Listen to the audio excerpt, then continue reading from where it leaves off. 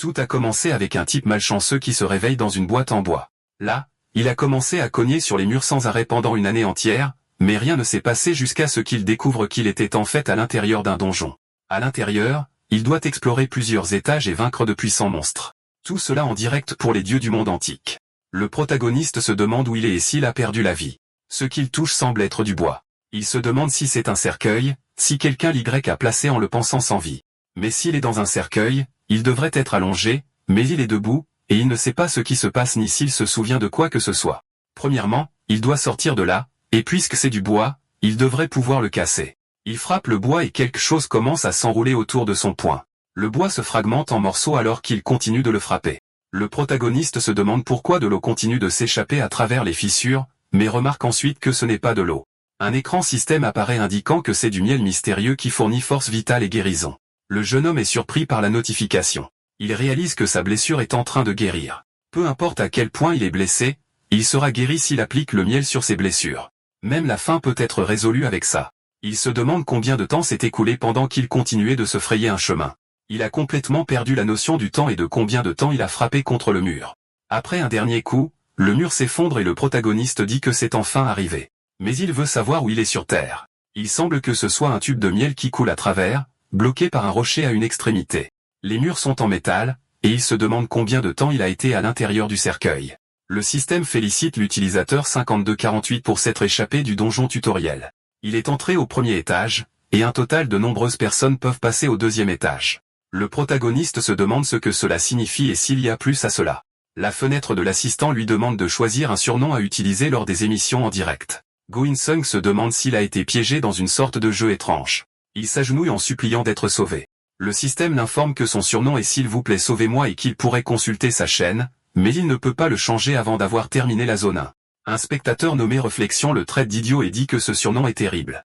Un somme demande s'il le regarde, et Réflexion répond qu'il est en plein milieu d'une émission en direct en ce moment. Il peut consulter les détails de la chaîne en appuyant sur paramètres. L'écran affiche ses informations, sa nationalité coréenne et un total de 306 jours de diffusion. In-sung s'interroge à ce sujet et veut savoir qui sont ses fans. Il a demandé s'il était mort, mais la sœur répond « oui et non en même temps ». Le protagoniste a demandé à être renvoyé chez lui et exige de savoir qui ils sont. Un homme répond qu'il est très occupé. In-sung le supplie d'expliquer ce qui se passe. Réflexion dit qu'il n'est pas son professeur ou quoi que ce soit de ce genre et n'expliquera pas tout. Si In-sung fait la même chose dans son émission, il sera fini. In-sung se demande ce qu'il doit faire et s'il doit appuyer sur quelque chose. L'écran de la boutique du donjon apparaît, montrant tout ce qu'il peut acheter avec des ballons. In-sung pense que s'il était mort, cela pourrait être sa chance de retourner dans le monde des vivants. Le système montre qu'une nouvelle personne a rejoint son flux, et il réalise que cela doit être comme la télévision. Il doit donc divertir pour gagner des ballons. Il se présente comme Go In-sung à ses maîtres. Les spectateurs commentent qu'il est idiot et qu'il devrait s'appeler s'il vous plaît sauvez-moi. In-sung en déduit qu'il était le 100e sur 101 personnes à avoir terminé le tutoriel, et le prochain donjon est limité à seulement 90 personnes. Les spectateurs demandent s'il vient de remarquer cela et remarquent qu'il n'est pas impressionnant d'avoir mis 306 jours pour terminer le tutoriel. In-sung demande s'ils peuvent lui dire comment sortir de là, mais les spectateurs lui disent de faire la même chose que dans le tutoriel. Le protagoniste dit qu'il s'est simplement frayé un chemin à coups de poing, mais les spectateurs ne le croient pas. Un saint leur montre la boîte. Ses fans se moquent de sa stupidité, car tout ce qu'il avait à faire était d'ouvrir la boîte en bois au-dessus de lui. Il a vraiment fracassé le mur et utilisé du miel chaque fois qu'il était blessé. Un fan décide de récompenser son dévouement, lui donnant 7 ballons. In-sung les remercie, pensant que ce sont ses premiers ballons. Puis il dit qu'il travaillera dur et deviendra numéro 1, tandis que le spectateur rit de la façon dont il le dit sérieusement. Ils lui disent qu'il devrait vraiment travailler dur parce que le donjon n'est pas une blague. Une grille métallique tombe au sol et un son la découpe avec un couteau. Le jeune homme descend les escaliers et le système notifie que le streamer, Instant Beauty, a été le premier à entrer dans le donjon. Il reçoit une compétence de rang F aléatoire en récompense. Le protagoniste continue de couper, et Réflexion demande combien de jours il fait ça. Un somme répond que cela fait 1 semaine, et Réflexion est le seul qui a continué à regarder jusqu'à présent. Le jeune homme se plaint que le rocher n'a pas bougé du tout. Sa tête ne rentre même pas dans le tuyau de miel non plus, alors Réflexion lui dit de faire quelque chose qui ait du sens. Un somme se demande pourquoi il y a une échelle et une scie dans son inventaire et son seul spectateur abandonne. Le protagoniste réussit à couper un autre morceau mais s'effondre sur le sol. Il pense qu'ils ont dû changer le nom de l'objet car la deuxième barre a duré 10 jours.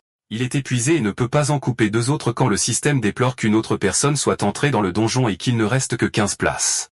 Insun se lève, en grommelant, et réflexion plaisante que le roi Yan lui l'attend. Le protagoniste regarde le plafond, presque en pleurant, mais décide ensuite de monter les escaliers. Son spectateur demande ce qu'il fait car ça fait si longtemps, et il fait toujours la même chose. Insum remarque quelque chose de différent et saisit les escaliers. Il les secoue et les détache d'un côté à l'autre. Réflexion commente qu'il a perdu la tête en disant que les gens deviennent toujours fous dans des situations comme celle-ci. Une nouvelle personne rejoint le flux et demande ce que ce type fait. Insung lui dit de simplement regarder et voir ce qu'il pense, et le nouveau venu plaisante en disant qu'il croit peut-être qu'une ambulance viendra le sauver. Le protagoniste secoue le pieu en pensant que c'était juste un peu plus. Ses spectateurs l'avertissent que ses cheveux prennent feu. Ils le traitent de fou de toute façon, alors qu'Insung gémit de douleur et se relève. Ses spectateurs offrent un total de 4 ballons et rejoignent son fan club. Insung court dans tous les sens en criant que puisque les choses en sont arrivées là, il allait mettre le feu à l'énorme mur de pierre. La pierre bouge toute seule et tombe au sol, laissant ses fans stupéfaits. Insung crie qu'il l'a fait, mais les spectateurs sont confus. Il lui demande d'expliquer ce qui s'est passé, et le protagoniste dit que ce n'était pas une pierre du tout, mais une tortue qui était piégée là. Le jeune homme dit qu'il avait l'impression que ce n'était pas une pierre, mais une sorte d'animal. Le donjon avait un total de 10 étapes, et l'indice qu'il a deviné était 10 et tortue, ce qui signifie 10 ans de longévité. En compilant les mots-clés, c'est ce qui lui est venu à l'esprit. Puisqu'ils ont dit que tout avait une raison, ce n'était pas seulement une spéculation. Le jeune homme admire la nouvelle salle d'épreuve. Son système l'informe qu'il s'agit d'un donjon avec un trésor caché. Il peut partir s'il a un trésor dans son inventaire. Les fans crient que c'est incroyable, et un son dit qu'il ne sait pas ce qu'il a attiré ici puisqu'il y a tant de choses. Mais il doit être prudent car tout a une raison. Il va y réfléchir attentivement. Il ajoute que peut-être qu'il peut même trouver des pièces d'or. Puis il ramasse une pièce de cuivre, et le système dit qu'elle peut être échangée contre 10 ballons. Mais soudain, elle commence à se dissoudre dans sa main. Son charrie en disant qu'il s'est fait avoir par la pièce de cuivre. Insung marmonne que cet endroit est plein de déceptions et se demande s'il devrait essayer leur cette fois. Ramassant une pièce d'argent, le système l'informe qu'il s'agit d'un objet négociable, mais il disparaît peu après également. Insung pense que cet endroit ressemble plus à un hall. Il ramasse une épée de fer avec une puissance d'attaque de 5 et la balance jusqu'à ce qu'il entende un estomac grogner de l'autre côté, et le chat se moque en disant que c'était vraiment fort. Insung réfléchit qu'il ne peut avoir qu'un seul objet dans son inventaire, ce qui signifie qu'il doit y en avoir un caché. Donc ça doit être quelque chose dans le coin, pense-t-il, en fouillant dans le tas d'argent. Mais même après des minutes de recherche, il ne trouve rien. Son chat demande pourquoi ses mains bougent si vite, disant qu'il ressemble à un voleur. Un calice tombe au sol, et Insung réalise qu'il n'y a que des trésors ordinaires, rien de caché. Il sait qu'il ne lui reste plus beaucoup de temps et qu'il doit manger pour reprendre des forces. Il ramasse du pain, l'appelant un banquet pour lui-même. La tortue touche la jambe d'Insung avec sa patte, et il lui demande si elle veut un morceau de pain. Puisqu'il ne s'est échappé que grâce à elle, il décide de lui en donner une bouchée. Mais ensuite il remarque quelque chose à l'intérieur de sa bouche, et son chat plaisante en disant qu'il va perdre sa main.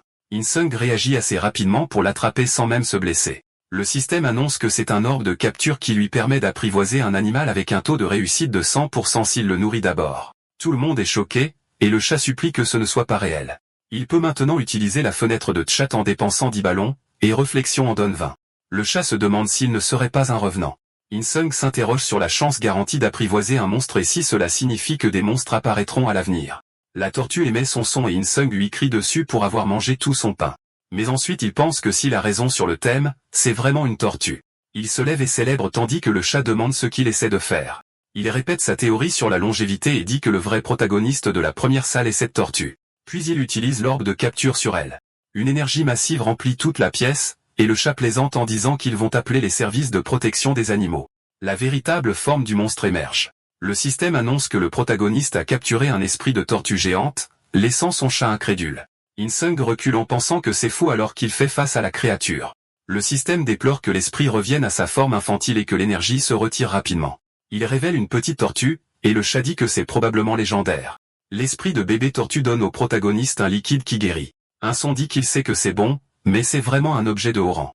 Son chat donne 5 ballons puisqu'il est sur une série de victoires.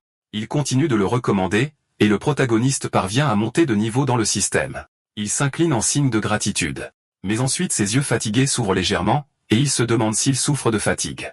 Il s'effondre soudainement sur le sol du donjon déjà inconscient. Des pas se font entendre qui approchent.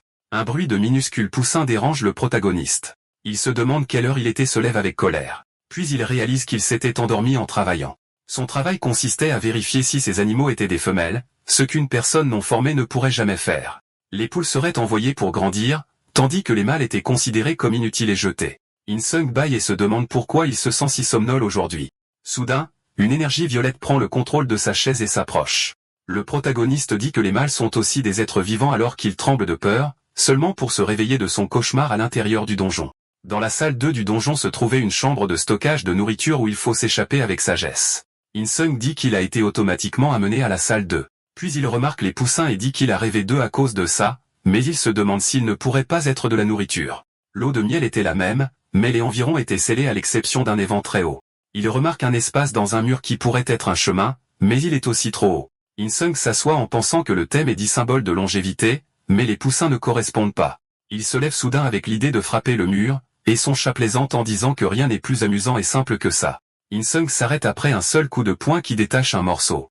Il dit qu'il va d'abord vérifier la boutique. Le système vend une corde, de la nourriture pour poulets et un accélérateur de croissance.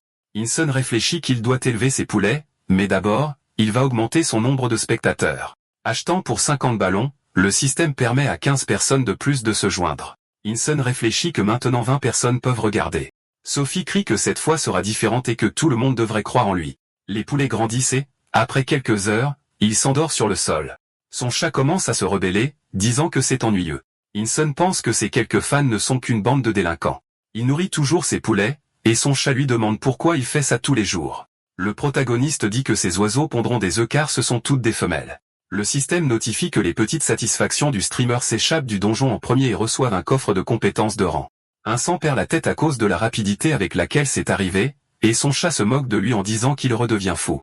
Le lendemain, le protagoniste se réveille et trouve des œufs et réalise qu'il peut enfin manger. Le système dit que ces œufs peuvent augmenter l'endurance et la dextérité. Avec quelques bruits sourds, In-sung perce le mur. Ses fans se demandent quand il a obtenu un tel avantage et ont déclaré qu'ils aimaient aussi des œufs.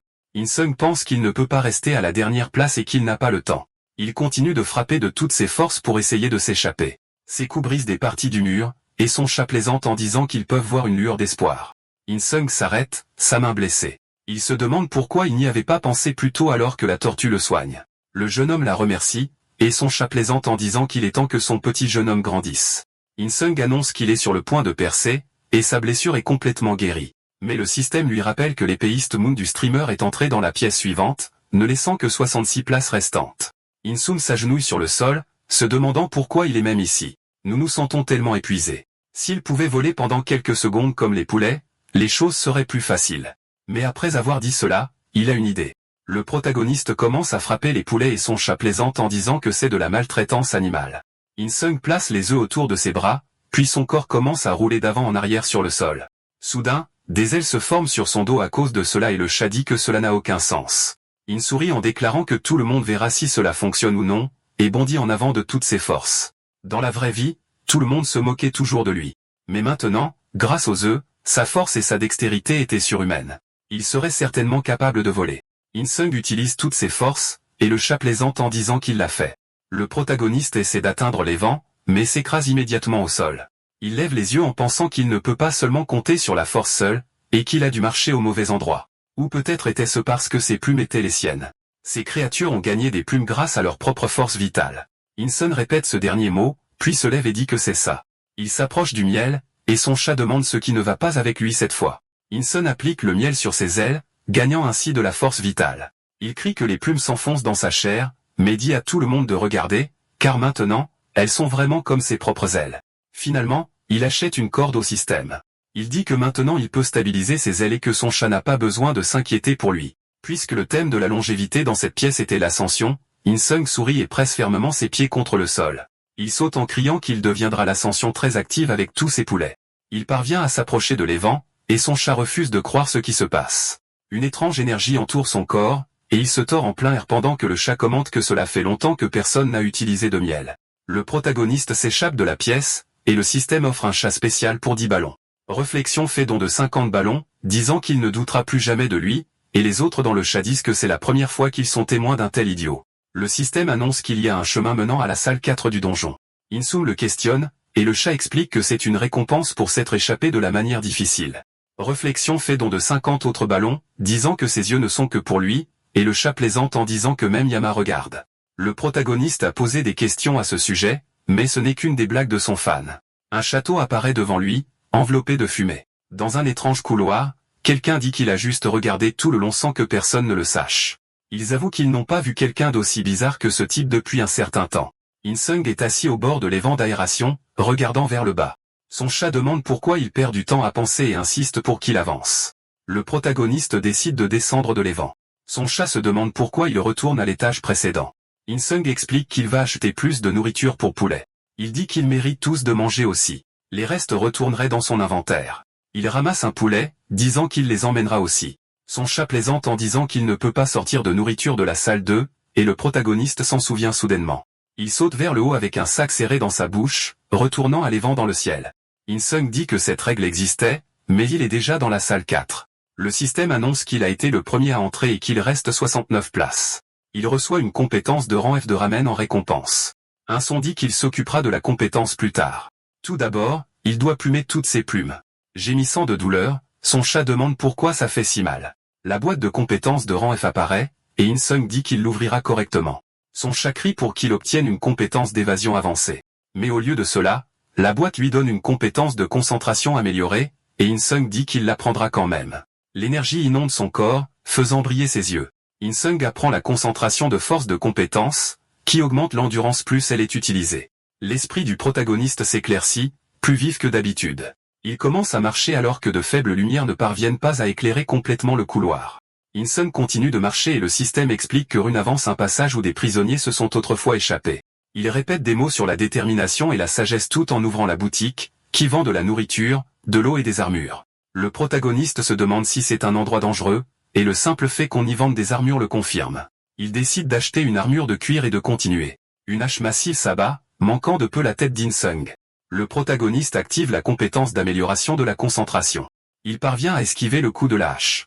In-sung fixe l'arme alors qu'elle se dissout en une aura. Il se demande ce que c'était et si cet endroit est un passage rempli de pièges. Une lumière l'approche et se révèle être une flèche qui lui perce l'épaule. In-sung commente que ce sont aussi des flèches enflammées, mais il la retire facilement. Son chat plaisante sur la pointe de flèche en disant qu'il devrait l'utiliser comme marque-page. Le protagoniste jette la flèche derrière lui, pensant que ce n'était pas non plus la solution. Mais il s'excuse auprès de ses fans, disant que ce sera ennuyeux pendant un moment, et le chat se demande ce qui va se passer. Des heures plus tard, des centaines d'œufs sont cassés, et les spectateurs commentent qu'il est fou. In-sung court d'avant en arrière, alimenté par le regain de vigueur. Haletant fortement quand il s'arrête enfin, il remercie tout le monde de l'avoir attendu. Puis il se dit qu'il a mangé 20 œufs du système musculaire et qu'il a également concentré sa force. Maintenant, il peut réellement le faire. Il s'accroupit. Puis il se met à courir et ses fans demandent pourquoi il continue de porter les poulets. La compétence d'amélioration de la concentration, maintenant au niveau 2, s'active. In-sung esquive, disant qu'il savait déjà que c'était un piège. Il continue de sprinter tout en relâchant les poulets. Son chat commente qu'il les utilisait comme bouclier contre les projectiles, et In-sung s'en excuse. Le protagoniste voit quelque chose venir du bout du chemin, mais il saisit la lance à main nue en forçant avec effort. Le coup lui perce presque l'œil, et son chat est émerveillé par sa force. D'autres lumières illuminent l'endroit alors que d'autres flèches volent, bloquées par la lance, mais une flèche parvient à lui percer le dos. Un son endure en disant qu'il a juste besoin d'une pause. S'il continue à courir, il survivra. Puis il accélère à nouveau, poussant sa vitesse à la limite pour y arriver. Jusqu'à ce moment, il remarque des lames se précipiter vers lui. Le jeune homme retire sa lance et essaie de parer la lame, surprenant son chat. Il crie pour que quelqu'un sauve leur streamer. In-sung utilise la lance comme support pour se propulser dans les airs. Il atterrit dans une terre désolée, et le système notifie qu'il a atteint une zone de sécurité. Il soupire de soulagement en disant qu'il a enfin réussi avant de s'effondrer. Il se demande si cet épuisement est un effet secondaire de l'amélioration de la concentration, et son corps se sent lourd de fatigue. Devant lui, il y a du sable, la première fois qu'il en voit depuis son arrivée en ce lieu. Quelque temps plus tard, il se réveille en disant qu'il a dû dormir, mais son chat lui dit que ça fait une semaine entière. Le jeune homme est stupéfait, se tenant maintenant devant une porte massive. Il commente qu'elle est énorme, encore plus grande que celle de la salle 2. Comme c'est une porte, il n'a qu'à l'ouvrir. Mais il remarque ensuite un trou de serrure, réalisant que la première flèche qu'il a frappée était en fait une clé. Pourtant, il prévient qu'il ne reviendra pas en arrière, et son chat lui demande s'il abandonne. In-sung se dit que s'il regarde en arrière tout ce qui s'est passé, il n'y a qu'une seule façon de s'échapper, et il n'y a aucune garantie qu'il retrouvera cette flèche. Dans ce cas, il s'approche de la barrière et ramasse quelques flèches à portée de main. Il commente qu'il semble que la première flèche de l'entrée était unique. Le système annonce qu'un site beauty est entré dans le donjon 4, et un saint se dit qu'ils sont toujours en première place. Cependant, il est ensuite annoncé qu'une condition a été remplie et qu'un nouvel objet a été ajouté à la boutique TV. C'est un canal de discussion entre les streamers, et un son prend sa décision. Il voit un clavier et une fenêtre de discussion apparaître. Une fille en talons hauts arrive sur le sol et se demande quel genre de bêtise c'est. Elle regarde sur le côté, voyant un message d'un autre streamer. Puis elle est surprise par ce qui vient de se passer. Un son reçoit une réponse de la fille qui lui demande s'il était le gars dans le top 3. Instant Beauty commente qu'il a un nom intéressant tout en le traitant mentalement d'idiot. Soudain, une lumière l'approche et lui effleure l'estomac. La flèche tombe au sol et elle se demande d'où elle vient. C'était vraiment dangereux alors que son chat l'appelle une flèche maudite. Instant Beauty la jette, criant qu'elle est blessée, et le chat est surpris par son changement soudain d'attitude.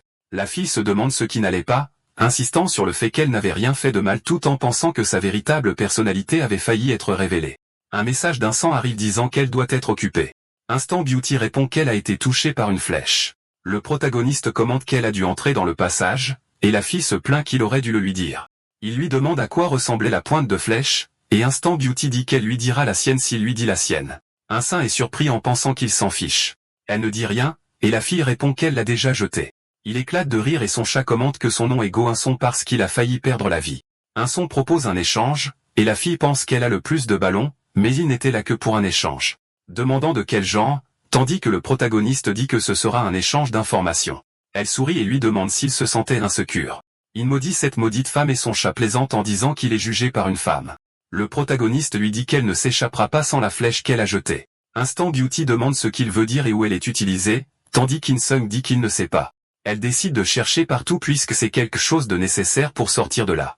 Trébuchant sur le sol, elle manque de tomber du pont mais parvient à s'accrocher et à remonter, pensant qu'elle avait eu tort. Dans cet endroit, celui qui explorait le plus gagnait plus de pouvoir. Elle irait en enfer avec sa fierté. Puis elle dit qu'elle plaisantait seulement et demande si la flèche pourrait réapparaître quelque part. Insung demande comment elle a passé le 3e étage avant de révéler sa réponse, et elle dit qu'elle a utilisé une corde et d'autres choses pour grimper. Le protagoniste pense qu'elle a escaladé un mur, et l'autre méthode aurait pu être des escaliers. Un mur ou des escaliers, un obstacle à surmonter. C'était définitivement le thème de la montagne des 10 symboles de longévité. Beauté instantanée demande où est la flèche, et le protagoniste sourit. Il explique que c'était la clé pour s'échapper du 4e étage, la laissant choquée. La fille demande si elle réapparaît, mais Insung brise ses espoirs. Elle le pique et demande s'il n'a pas besoin de la chercher aussi. Insung dit qu'il a toujours la flèche et qu'il ne l'a jamais jetée. La fille soupire de frustration, et le canal de chat est fermé par le protagoniste. Il écrit dans le sable à propos des tortues, des grues et des montagnes, les 10 symboles restants étant le soleil, l'eau, les pêches, les nuages et les cerfs. Ce qu'il a devant lui est une porte en métal et un grand mur où le symbole restant sur ce chemin n'est rien plus qu'il ne peut pas y penser, et il roule par terre avec colère. Ailleurs, Beauté instantanée se plaint d'être tombée dans son piège et de n'avoir obtenu aucune information utile même après avoir révélé des détails sur la flèche. Mais dans ce donjon, il y avait plus d'une façon de s'échapper. Elle reste à penser qu'elle a encore une chance. Dans sa vie sur Terre, beaucoup de gars la draguaient en criant aisant à plusieurs reprises. Yu Vaijin pense qu'elle avait une file d'hommes essayant de l'aider. Son chat crie que ce fichu s'il vous plaît sauvé avait un souhait avant de perdre la vie. Le prince du ciel fait un don de 15 ballons pour la réconforter, et Ajin dit que c'était de sa faute et le remercie. Un autre fan envoie 20 ballons en disant qu'elle n'a rien fait de mal, et la fille le remercie également. Sa fan numéro 1, la reine abeille de l'éthique, entre dans la pièce et la fille célèbre. Ajin pense que c'était son seul vrai canal de fans, et il a gagné ce titre après avoir regardé 200 heures et envoyé 1000 ballons. La reine abeille envoie 100 ballons en disant que si elle continue à agir ainsi, elle devrait le lui dire car elle va le gronder sévèrement. Beauté instantanée répond qu'elle le fera savoir si elle a besoin d'aide, pensant que les hommes aiment toujours être en première ligne. Elle soupire en réalisant qu'elle doit faire une pause et réfléchir à la situation puisque le passage est bloqué. Elle commente que s'il vous plaît sauver ne l'a jamais dit spécifiquement, mais elle est sûre qu'il n'a pas la flèche non plus. Elle enlève son gilet et son chat devient fou, la remerciant. Il demande ce que la fille va faire alors qu'elle marche vers le bord. Ajin fixe froidement la rivière et saute directement dedans. En résumé, il regarde les articles de la boutique en disant qu'il n'a pas besoin de savoir car il ne va pas les prendre. Il se demande s'il a vraiment besoin de la première flèche en traçant son doigt dans le sable. De retour sur le pont, une main parvient à s'accrocher au bord. Échan dit qu'elle le savait et qu'elle avait raison. Elle peut esquiver les pièges tant qu'elle reste sur le bord, et son chat la félicite pour cela. La fille explique qu'elle a eu un indice pendant qu'elle cherchait la première flèche et qu'elle est tombée. Elle pense que le problème est juste la longueur du chemin alors qu'elle lâche prise avec une main, mais s'accroche à nouveau tout de suite en pensant qu'elle doit tenir quoi qu'il arrive. À la porte, Insung pense, le premier étage était les tortues, le deuxième était les poulets, et le troisième était les montagnes. Donc, le reste devrait suivre ce schéma. L'un d'eux doit être le thème du 4e étage. Sol sale, grand mur, porte de fer et miel vivant. Il ne peut acheter que de l'eau, du pain et une armure dans la boutique, et rien de tout cela ne correspond.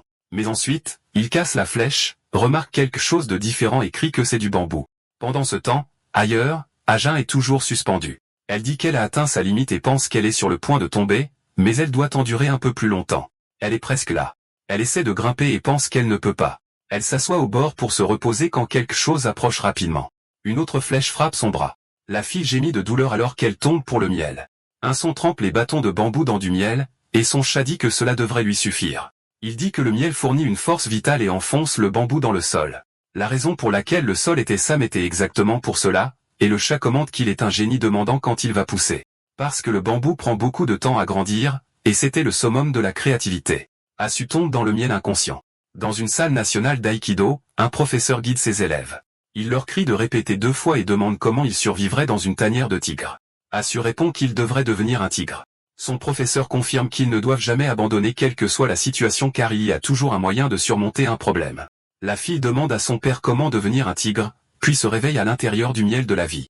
In-sung se repose devant la porte, pensant que le bambou pousse normalement à 4 ou 5 mètres de haut, mais cela devrait atteindre plus de 20.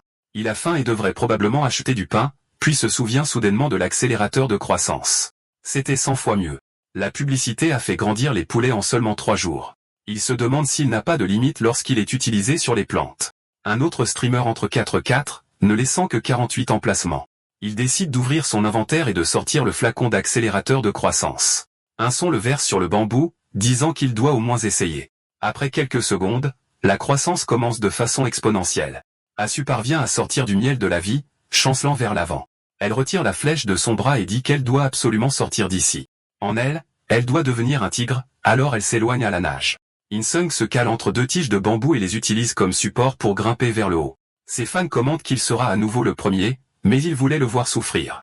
In-sung pense que les humains sont devenus plus forts, et il ne serait pas capable d'endurer cela sans le système 2. Le chat crie qu'il a atteint l'entrée, et une fois de plus, il est le premier. In-sung déclare qu'il ne s'arrêtera pas ici, et il doit continuer à avancer, laissant tout le monde stupéfait. Son chat demande ce qu'il fait et lui dit d'arrêter de perdre du temps et de se diriger vers le pont. Il demande s'il pense vraiment qu'il peut continuer à grimper comme ça. Il pense qu'il y a des choses qui descendent du plafond, et peu importe combien il regarde, elles semblent saisissables. Ils doivent avoir été placés là pour l'escalade. Ils sont là pour une raison. Il crie qu'il le sait et se demande s'il peut le dire à son chat, qui demande si c'est un tunnel. Accroché au sommet du bambou, il se dit qu'il y est presque arrivé. Son chat lui demande de le montrer, mais le jeune homme dit qu'il le montrera une fois qu'il sera de retour au sol. Ce pont se trouve juste en dessous de lui. Alors il lâche prise et atterrit en toute sécurité, agrippant l'objet. C'est un fruit de bambou céleste, la nourriture préférée d'un phénix, et sa consommation augmente la durée de vie. Le protagoniste le range dans son inventaire pour ne pas le perdre. Il se demande si c'est la vraie entrée ou un piège, mais ça va. Il n'y a pas de raison d'y réfléchir trop profondément maintenant. Alors il décide d'y aller et entre dans la porte. Le système annonce qu'il s'agit d'un tunnel reliant le 5e étage, et le protagoniste se réjouit. Mais soudain, il tombe sans fin à travers le sol. Dehors, sur le pont, Asu essuie ses vêtements. Elle s'est complètement rétablie depuis qu'elle a appliqué le miel de la vie de la salle 3. Elle se dit qu'il pourrait y avoir des escaliers ici, et si elle les monte, ils mèneront à l'entrée du tunnel. Mais avant cela, elle plonge dans le miel. Elle pense qu'elle doit retrouver la flèche qu'elle a perdue plus tôt, car des roches brillantes y sont éparpillées. Ce n'est pas difficile. Elle sourit en disant qu'elle l'a vraiment trouvée, puis refait surface.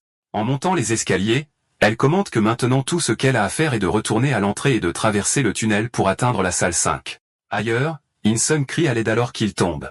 Finalement, il s'écrase dans une lumière, dégringole et finit par s'agenouiller. In-sung se retrouve dans un endroit complètement déformé. Il regarde vers le haut et marmonne que c'est la pleine lune. Asu reçoit l'avis du système selon lequel In-sung a été le premier à entrer dans la salle 5 avec 49 places restantes. Elle dit qu'il y a vraiment quelque chose chez lui, mais qu'elle le rattrapera assez tôt et qu'il devrait juste attendre. Elle est sûre qu'elle n'est pas la seule à penser cela. Tous les autres challengers de la salle 4 doivent ressentir la même chose. Un homme aux cheveux verts arrête un commentaire disant que Plisev était encore premier. Un autre, habillé comme un étudiant, dit qu'il devra bientôt lui enseigner d'importantes leçons de vie. Une fille remarque que sans sa cape, elle serait morte et se demande pourquoi ce type est toujours si rapide. Un somme se dit qu'il a plus de 900 ballons, un fruit de bambou céleste et une compétence aléatoire. Il doit garder le fruit pour les urgences, alors pour l'instant, il décide d'ouvrir la compétence. Il reçoit quelque chose appelé volonté de fer, et son chat est choqué. À en juger par leur réaction, Insome suppose que c'est bon. Le système annonce qu'il a acquis la compétence volonté de faire et qu'il devrait la vérifier. Volonté de faire double toutes les statistiques physiques pendant 3 minutes et s'active automatiquement en cas de mort imminente. Il fronce les sourcils en se demandant cela, tandis que son chat crie qu'il pensait que ce serait quelque chose d'incroyable et qu'il avait de grands espoirs. Il se plaint que c'est une compétence qui ne s'active que lorsqu'il est sur le point de mourir. Un membre du chat dit que ce n'est pas complètement inutile et que sa véritable valeur se révélera plus tard. Il lit le chat, son attention étant attirée par certains commentaires, et Insung se rend compte qu'il s'est fait berner. Il grommelle que ces gens sont vraiment des idiots. Le système annonce que dans la salle 5, il peut invoquer un manager et doit choisir judicieusement. La nomination d'un manager nécessite 100 ballons, et s'il s'échappe de la salle 7, de nouveaux objets seront ajoutés. Il pense que c'est un système destiné à aider et à accorder de l'autorité, tandis que le chat implore d'être choisi. Un son décide que c'est évident. Il devrait invoquer celui qui lui a accordé de l'attention et des ballons depuis le tout début, révélant qu'il choisira Monsieur Réflexion, ce à quoi le chat répond que c'était prévisible.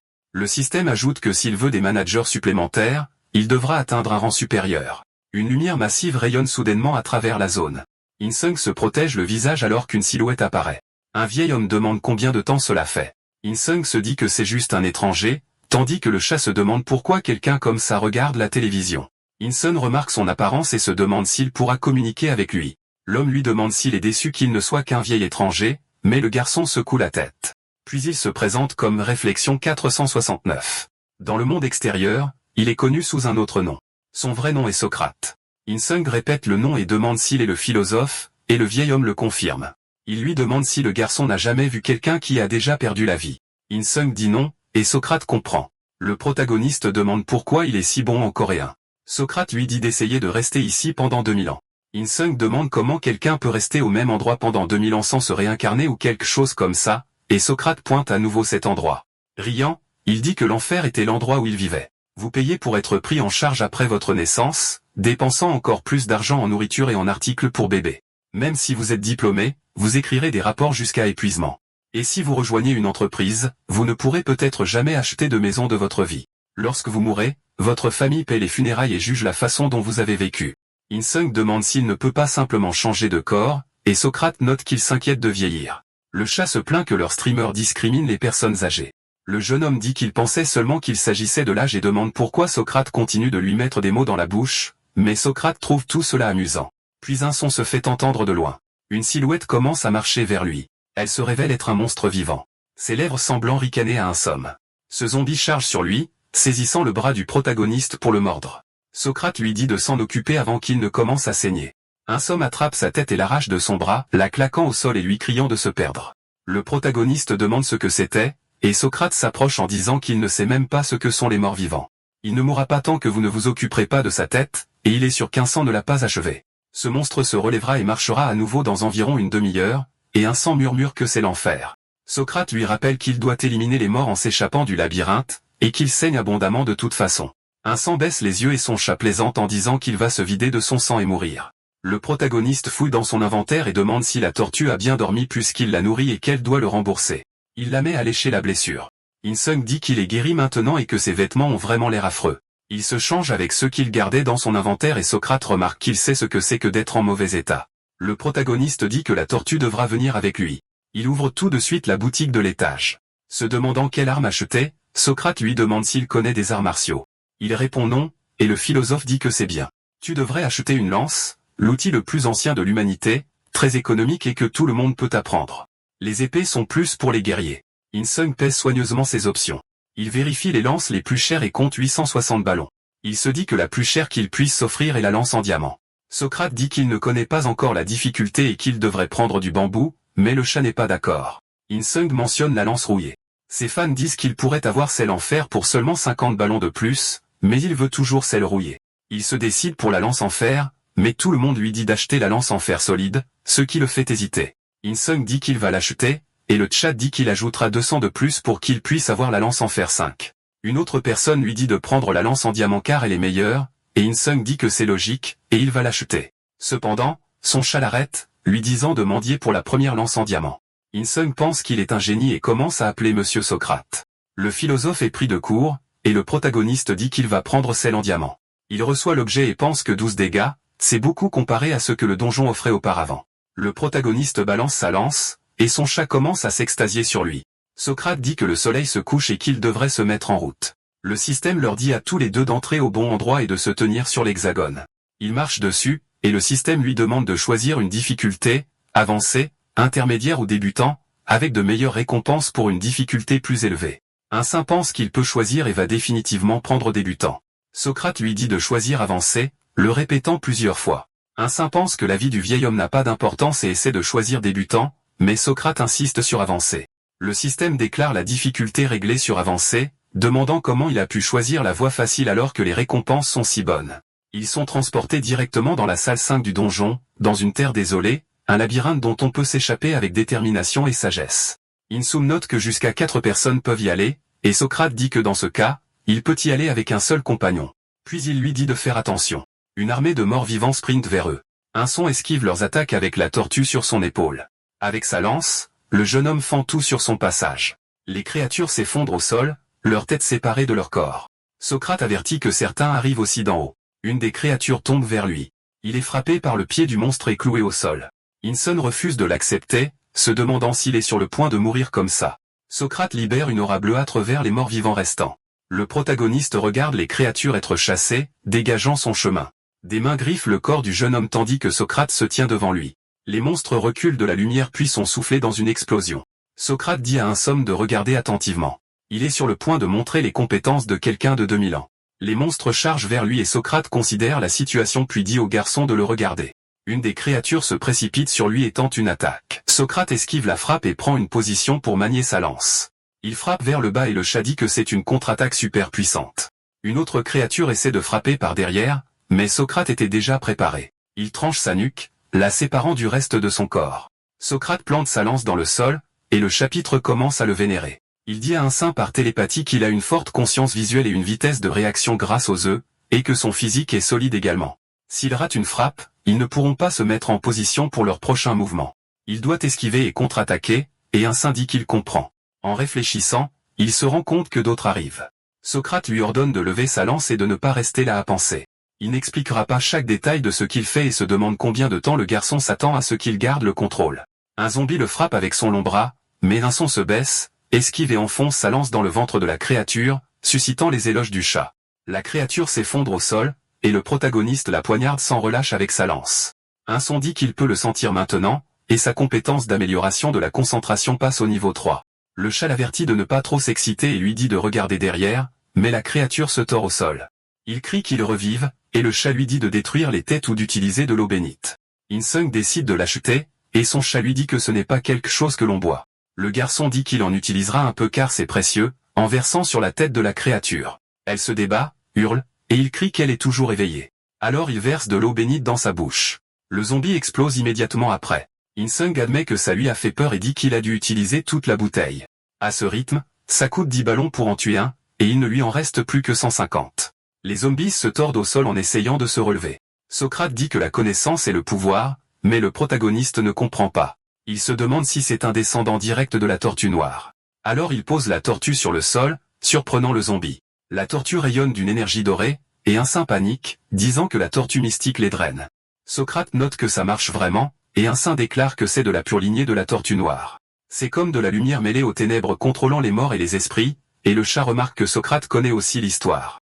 Il pense, plus précisément, que cela absorbe l'énergie impure et renvoie les âmes à la vie. C'est comme ça que la tortue grandit. Socrate dit que c'est comme les arbres absorbent le dioxyde de carbone, qualifiant cela de savoir inutile. Une tortue finit d'absorber toutes les énergies. Insung la ramasse par terre en disant que c'est différent parce que c'est une créature mystique, et il est le premier humain à en nourrir une avec de la nourriture pour poulet. Le protagoniste admet qu'il avait tort, pensant que reconnaître ses erreurs est une bonne chose. Au début, il pensait que c'était quelqu'un avec beaucoup de ballons, alors il remercie Socrate pour tout ce qu'il a fait. Il demande comment sortir de là, et le philosophe demande s'il connaît l'histoire du labyrinthe, la partie où une menace a été utilisée pour s'échapper. Un son claque des doigts et jette une miette de pain sur le sol. Il dit que les monstres ne mangent pas ça, et le chat commente que ça n'a pas de sens. Il mélange ça avec l'histoire de Hansel et Gretel. Le garçon reçoit alors une notification système indiquant qu'Instant Beauty est entré au 5e étage, et le protagoniste l'appelle. Il marche le long du sentier en pensant que cela fait 2 jours qu'Instant Beauty est arrivé, et pourtant ils n'ont toujours pas pris contact. Il se demande si elle va le compléter seule. Quoi qu'il en soit, puisque le nombre de personnes requis est fixe, ils voudront probablement que tout le monde soit ensemble. Il se demande s'il devrait lui envoyer un message. Mais si elle essaie quoi que ce soit de drôle, il perdra tout son repos. Il jette des miettes de pain sur le sol. Socrate commente que la nuit tombe et que la lumière semble faiblir. Mais en vérité, la lumière ne bouge pas. Les monstres ne réagiront pas à moins qu'ils ne s'approchent. Il se fie uniquement à l'odeur. Puisque les monstres sont rassemblés, ils devraient aller ailleurs, mais Socrate lui dit d'aller droit vers eux. In-sung demande pourquoi il devrait gaspiller ses forces en faisant ça. Et alors qu'il continue d'avancer, le philosophe demande pourquoi il ne cherche pas simplement le chemin facile. En avançant, il remarque quelque chose d'étrange cette fois. Il dit que le chemin est bloqué à nouveau et que ça durera 1 heure. Socrate explique sa conception pour qu'il ne puisse pas écouter. Le protagoniste dit qu'il y a des monstres derrière cette barrière, et le philosophe répond que c'est exactement pourquoi ils ont été menés ici. In-sung remarque quelque chose sur le sol et murmure que les miettes de pain ont disparu. Il se demande si les monstres les ont mangés, mais il n'y a pas d'oiseaux non plus. Puis il entend une voix féminine appeler d'une autre direction. In-sung reconnaît que c'est humain et voit le pied de Asso. La fille cherche en regardant de gauche à droite. In-sung la salue et le chat commente qu'ils se sont enfin rencontrés ici. Il dit que c'est agréable de la rencontrer et Asso remarque qu'il est grand et fort et pas mal non plus. Le protagoniste remarque qu'elle porte une épée indestructible valant 1600 ballons, elle doit donc être riche. Socrate remarque qu'elle est possédée par son manager et qu'elle parlera de cette façon. Asu demande pourquoi il chuchote et s'il est du genre timide alors que le chat le ridiculise. Socrate fronce les sourcils en regardant la fille et dit à In-sung de lui poser des questions sur les miettes de pain manquantes. Ils essaient tous les deux de parler en même temps, mais Asu cède et laisse le protagoniste commencer. Il demande si elle a ramassé les morceaux de pain sur le sol. La fille devient frustrée et demande si c'est vraiment ce qu'il voulait dire, tandis que le protagoniste suppose qu'elle les a mangés. Asu demande avec colère s'il pense qu'elle est une mendiante. Elle dit qu'elle a apporté beaucoup de pain de la salle 4 et qu'elle n'y a pas touché. Elle n'est pas un pigeon. In-sung répond que n'importe qui est capable de faire des erreurs, et n'importe qui en commettrait s'il ne voulait pas vivre, et Socrate est d'accord. Asu exige de savoir pourquoi le vieil homme interfère, il riposte. Disant qu'il est plus âgé que l'histoire de Seul, Asu le traite d'impoli et plutôt d'idiot. Elle dit que tout cela est vraiment irritant, puis remarque quelque chose d'inhabituel. La fille commente la tortue et demande d'où elle vient. In-sung répond que ce n'est pas qu'une tortue, mais un être mystique. La fille demande à nouveau si elle n'a pas rencontré les miettes de pain. Le protagoniste dit que c'est une créature sacrée, pas une créature qui mange du pain par terre. Même si elle essayait, il ne le permettrait pas. Son chat commente qu'il lui a donné de la nourriture pour poulet, et Asu demande si elle est pire que l'animal, et s'il élève juste la voix sur elle. Le chat commente que personne ne s'est jamais fâché contre elle auparavant, et la tortue grogne contre elle. Itsu demande à sa reine de l'éthique de sortir et de faire quelque chose à ce sujet car il peut voir qu'elle a du mal maintenant. Socrate demande si c'est la soi-disant reine de l'éthique parce que ce manager a causé beaucoup de problèmes récemment. Il lui dit de sortir maintenant. In-sung dit que ça va et qu'il supposera qu'elle a rencontré les miettes de pain, tandis que Asu insiste sur le fait que c'est la vérité. Le protagoniste s'excuse et retire ce qu'il a dit. Il admet qu'il était impoli puisque c'est leur première rencontre, et Asu dit que ça va. In-sung suggère que puisqu'il faut 4 personnes à ce niveau, ils devraient travailler ensemble. Elle le regarde fixement pendant un moment puis dit que c'est exactement ce qu'elle pensait aussi. Ils se tournent tous les deux, et le garçon demande s'il faut se diriger vers l'endroit où les monstres se rassemblent, mais Asu refuse, disant que quelque chose d'important semble sur le point de se produire ici. Socrate remarque qu'elle connaît clairement une chose ou deux. Le temps passe, et le philosophe note que les morts vivants ne semblent pas les voir ou les entendre. In-sung se dit qu'elle n'est pas une personne ordinaire. Mais puisqu'il y a 8 monstres, il s'occupera de 4 d'entre eux. La fille charge avant qu'il ne finisse de parler et engage un des monstres. In pense qu'elle est si rapide, on dirait de la téléportation. Asso lève son épée pour une frappe descendante et fend la créature en deux. Puis elle jette un coup d'œil en arrière pour voir plus de cadavres approcher. In-sung serre sa lance, disant qu'il ne perdra pas contre elle. Il active sa compétence d'amélioration de la concentration et charge vers un groupe de créatures. Une poussée dans une des créatures attire l'attention de Asu. Le protagoniste dit qu'elle pourra le remercier plus tard, mais la fille lui dit de continuer à rêver. In-sung fait pivoter sa lance derrière sa tête et fend une créature en deux. Son chat commente qu'il est vraiment doué. Le protagoniste remercie tout le monde pour leurs commentaires et continue d'avancer. Asu fait de même avec ses fans, pensant que des tonnes de ballons affluent. In-sung baisse les yeux et trouve un coffre de taureau, pensant que c'est quelque chose de protégé, tandis que Asu suggère de l'ouvrir. Le protagoniste est surpris de découvrir un parchemin à l'intérieur qui révèle la sortie. Il dit qu'il va jeter un coup d'œil, mais Asu l'avertit que cela attirera des monstres. In-sung jette un coup d'œil au cadavre d'un zombie et décide de le stocker dans son inventaire pour s'occuper des monstres restants.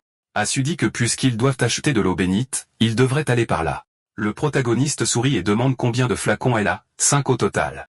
In-sung dit qu'il s'occupera de tous les monstres, et en échange, elle devra partager l'eau bénite. Il n'a pas grand-chose sur lui, et la fille lui demande s'il prévoit de la boire comme de l'eau normale. Elle veut aussi savoir combien de ballons il a. Mais peu après, elle accepte le marché entre eux. Insum pose la petite tortue par terre, et elle commence à absorber l'énergie. Asu demande si ce n'est pas juste une tortue normale, mais le protagoniste répond que c'est une créature mystique, une descendante de la tortue noire. La petite continue d'absorber tous les monstres avec beaucoup d'efforts. Les morts-vivants se désintègrent, et quelques minutes plus tard, le chat commente qu'elle semble plus rapide après avoir mangé. Insung réfléchit en disant que ces monstres ont un odorat très développé, mais ils peuvent sûrement frapper dans la bonne direction. La tortue est sur le point de manger les cadavres, mais le protagoniste lui dit d'attendre une minute. Asu remarque que l'un des zombies est déjà en train de revivre. Mais devant eux, le protagoniste sort le fruit céleste. Elle demande ce qu'il a sorti, et le garçon dit que c'est un objet sacré contenant une immense force vitale. Il demande à Monsieur Socrate de le tenir pour lui et de rester aux côtés de Asu car cela ne prendra qu'un petit moment. Socrate demande ce qui se passe. Cette fois, le zombie charge vers le groupe. Socrate essaie de comprendre ce qui se passe, mais le zombie se jette sur lui. Il frappe le visage du monstre, lui demandant s'il a perdu la tête puisqu'il est déjà mort. Le zombie lui saisit l'épaule, mais Asu lui assène un coup de sabre net dans le dos. La créature s'effondre, et Socrate demande pourquoi les morts-vivants attaqueraient. Il se demande si cela pourrait être le fruit, et Insum confirme l'hypothèse. Ils réagissent à la force vitale, pas à l'odeur. Dans ce cas, il existe un moyen de les distraire pendant qu'ils lisent la carte. Socrate suggère que, puisqu'un saint lui a demandé de le tenir, il devrait utiliser le fruit pour attirer les monstres. Et s'il va vraiment utiliser quelque chose de si dangereux de cette façon, mais un saint refuse. Il dit qu'il a seulement besoin d'en prendre une petite bouchée, puis de courir pendant que la force vitale s'estompe. Il pense que c'est le plan parfait pour s'échapper. Socrate rejette catégoriquement le plan. Insung insiste sur le fait que c'est un plan décent, et Asu demande pourquoi il ne le fera pas. Le philosophe demande à Squid et Manager de ne pas sortir au lieu de le faire courir seul. Il leur dit de le faire ensemble et Insum est d'accord avec son manager. Jésus appelle la reine des abeilles à sortir, l'avertissant qu'elle le foudroiera du regard s'il ne se montre pas. Une aura se manifeste au milieu du trio. Socrate crie qu'il le savait, et un homme s'approche, disant que cela fait un moment. Cet homme était Platon, l'élève de Socrate. Le chat dit qu'ils agissent de nulle part, et que ce n'est pas important pour le moment. Etsu demande si la reine des abeilles est en fait Platon. Socrate se plaint de ne pas l'avoir vu récemment et veut savoir quelle sorte de bêtises il a faites. Platon admet qu'il se cachait parce qu'il avait honte de faire face à son professeur. Platon demande ce qu'il fait ici, et Socrate répond, c'est juste un petit passe-temps. L'autre philosophe dit la même chose. Le professeur, si on peut appeler ça un hobby, a un jour demandé à une streameuse de danser dans les escaliers, et Platon essaie de le nier. Un fan fidèle de Please Save envoie 10 ballons, leur disant de considérer cela comme un amour platonique, et le chat plaisante en disant qu'il est une version sombre de lui-même. Asu dit qu'elle est déçue de lui pour avoir agi de la sorte, surtout qu'il est si célèbre. Platon essaie de le nier, disant que son passé n'a pas d'importance. Maintenant, il est la reine des abeilles, une existence qui dépend d'elle pour être heureuse, mais Socrate lui donne un coup de poing au visage. Asu leur dit d'arrêter ses retrouvailles et de décider qui va courir. Socrate leur rappelle que cela a déjà été révélé au moment où son manager s'est avéré être son élève. Il dit qu'il va courir, et comme il déteste le faire, il va temporairement posséder un saint. Il lui ordonne de garder un œil sur la carte, mais le protagoniste dit qu'il ne sait pas combien de temps il peut la maintenir ouverte, et Asu lui dit de le faire. La carte se déploie, montrant une ligne bleue. Un saint se plaint que la carte est trop compliquée, et le système avertit que 73 monstres seront apportés dans moins de 20 secondes. Le garçon murmure que c'est mauvais, mais Asu dit que c'est la sortie. Il ressent une pression alors que le système avertit que 1033 monstres sont à 10 secondes. Asu lui dit de fermer la carte, laissant Insung confus. Elle explique qu'elle a tout mémorisé et qu'il devrait la fermer maintenant, juste au moment où les monstres apparaissent. Insung range la carte et dit à Platon de s'occuper du fruit de bambou céleste. Le philosophe en prend un morceau et dit qu'ils se retrouveront plus tard en courant. Il grogne que s'ils l'attrapent, ils couperont son corps en morceaux, ce qui est frustrant, mais son professeur devra juste attendre. Insung dit qu'ils l'ont vraiment suivi et dit à Iso de faire confiance, tandis qu'elle avertit qu'ils devront tourner à droite. À l'université de Corée, elle était connue sous le nom de Kim Taki, une actrice belle et populaire. Elle crie que maintenant il devrait tourner à gauche, et il continue de courir.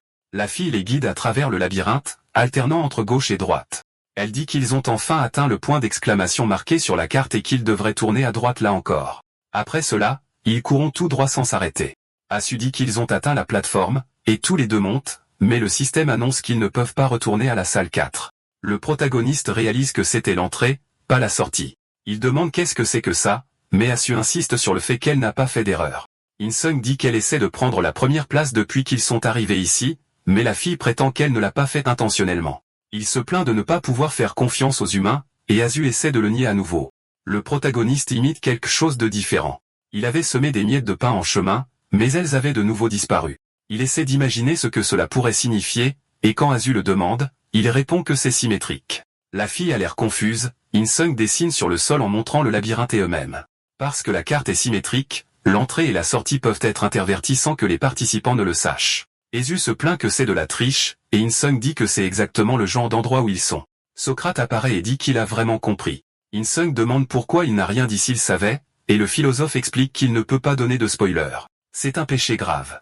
Le garçon suppose que c'est pourquoi il a possédé son corps plus tôt pour éviter de courir, et le chat se plaint qu'il est ennuyeux. In-sung suggère qu'ils reviennent sur leurs pas, et Asu dit que c'est possible puisqu'elle a tout mémorisé. À partir de ce moment, c'est inutile si l'entrée et la sortie sont à nouveau interverties. Une plaque massive apparaît soudainement, les avertissant qu'ils ne peuvent pas rester à l'entrée trop longtemps, sinon ils vont enrager le grand spectre. In-sung répète les mots et demande ce que sa diable est censée vouloir dire. Le système annonce que la lune s'affaiblit et que les monstres se déplaceront plus librement.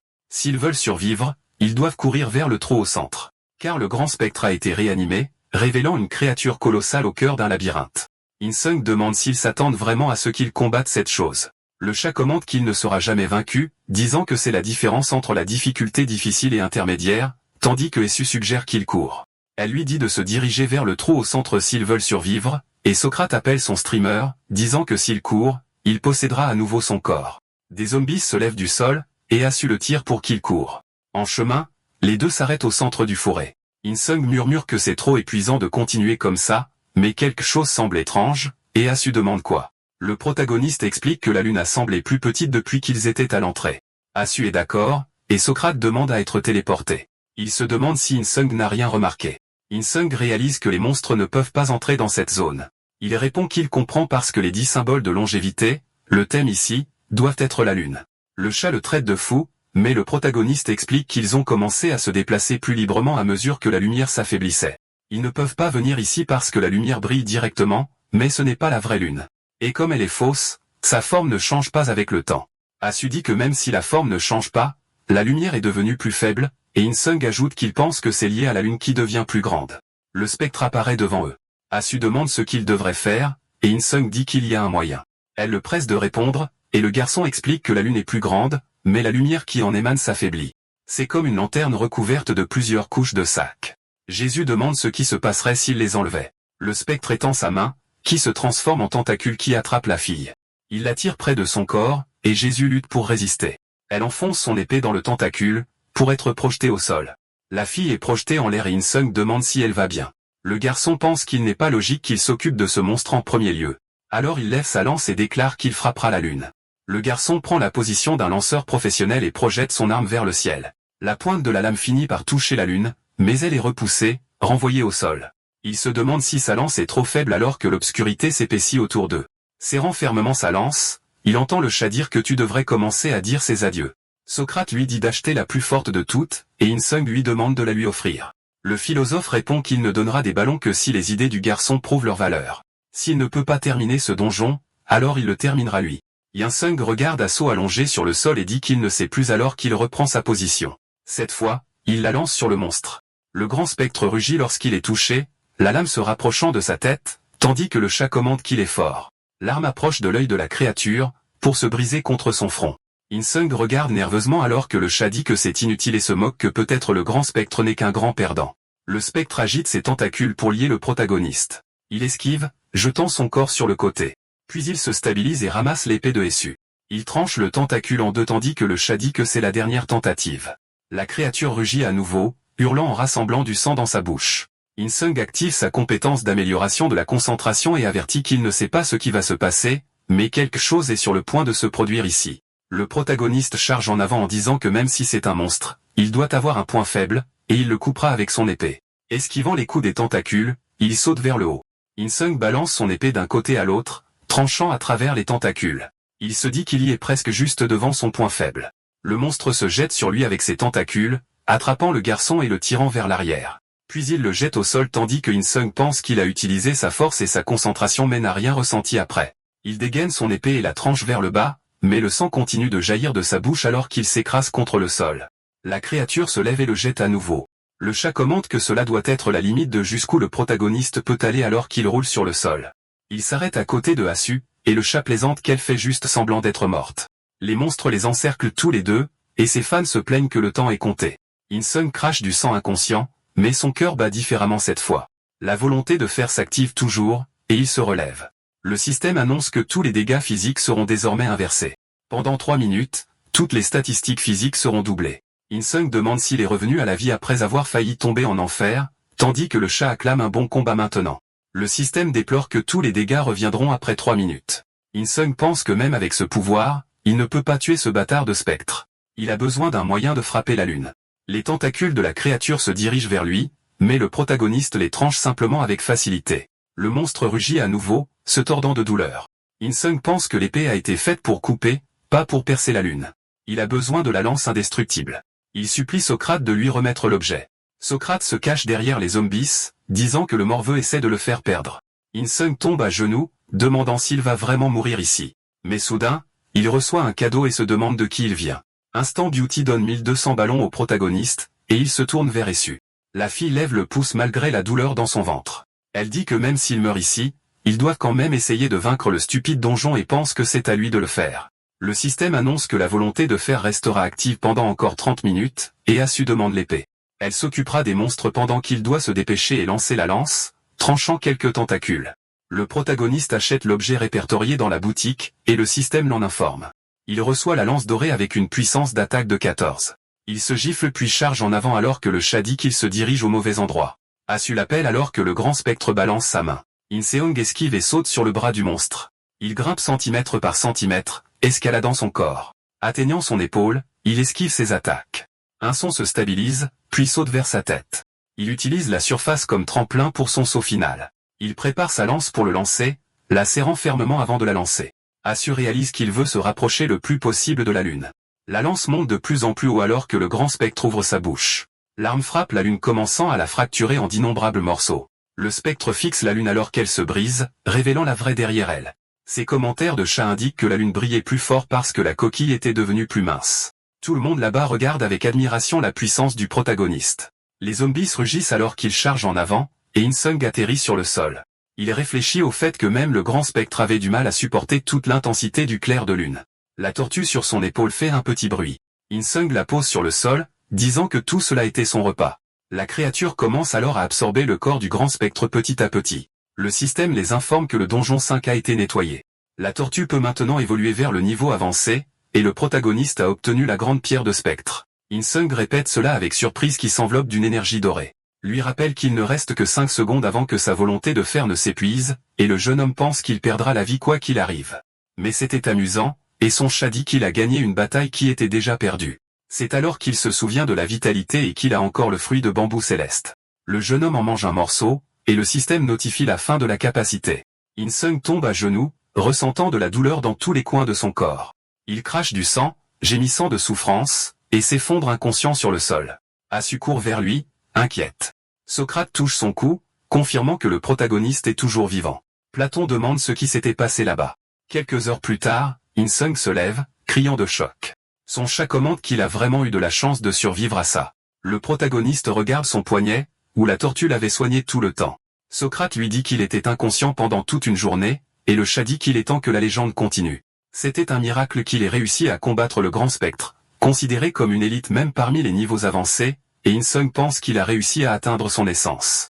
Il ouvre son inventaire et voit l'objet en pierre d'âme, qui lui permet d'acquérir une des capacités du grand spectre au hasard. Le jeune homme demande si Socrate sait où il peut se procurer un extracteur d'âme. Socrate répond que c'est dans la pièce suivante du donjon, et le chat s'excite. In-sung demande s'il peut en dire autant, et Socrate répond que lui dire d'aller dans un café et de boire du café n'était pas vraiment un spoiler.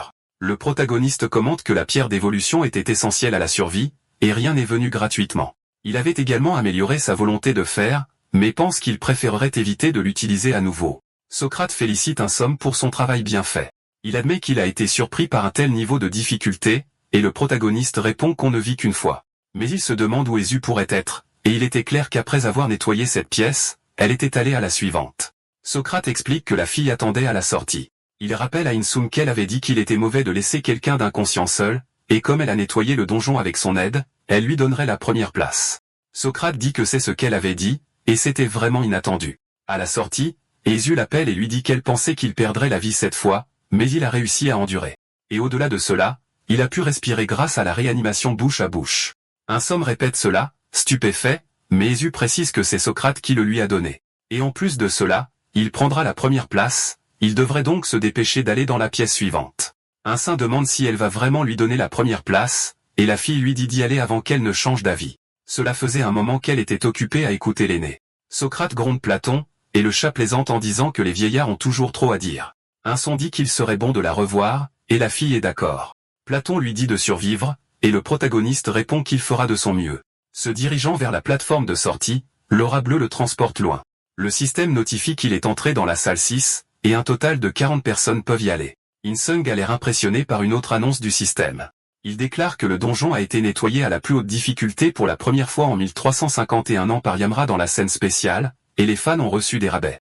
Son chat éclate en disant qu'il avait rêvé de ce jour et qu'il lui laverait les pieds maintenant. Socrate offre 100 ballons au protagoniste. Le chat demande s'il n'y avait pas de chevaux dans ce jeu, appelant un saint adorable. Son système le récompense avec un coupon de 50% de réduction dans le magasin pour avoir été le premier à entrer dans la salle. Un son pense qu'il doit choisir une porte maintenant, et le chat l'incite à choisir la rouge. Le jeune homme choisit la porte, pensant que le résultat ne changerait pas, peu importe son choix. La boutique était désormais accessible parce qu'il était entré dans la ville rouge. Un son crie que tout ce rouge est terrifiant. Il regarde la tortue et commente qu'elle devrait se reposer dans l'inventaire puisqu'il n'y a aucun indice sur la situation actuelle. Un forgeron sort de sa maison et remarque le protagoniste. Fou de rage, il le traite de bâtard et se précipite vers lui. In-sung pense que l'homme est vraiment massif et extrêmement rapide alors qu'il se rapproche. Le protagoniste parvient à esquiver son poing, et le forgeron dit qu'il le fera 10 fois de plus pour avoir essayé de s'enfuir. Maintenant, il cherche à se battre pendant que le chat se moque de la situation d'In-sung. In-sung pense qu'il n'a pas le temps de se battre avec ce fou et décide de courir. En se déplaçant, il aperçoit la boutique.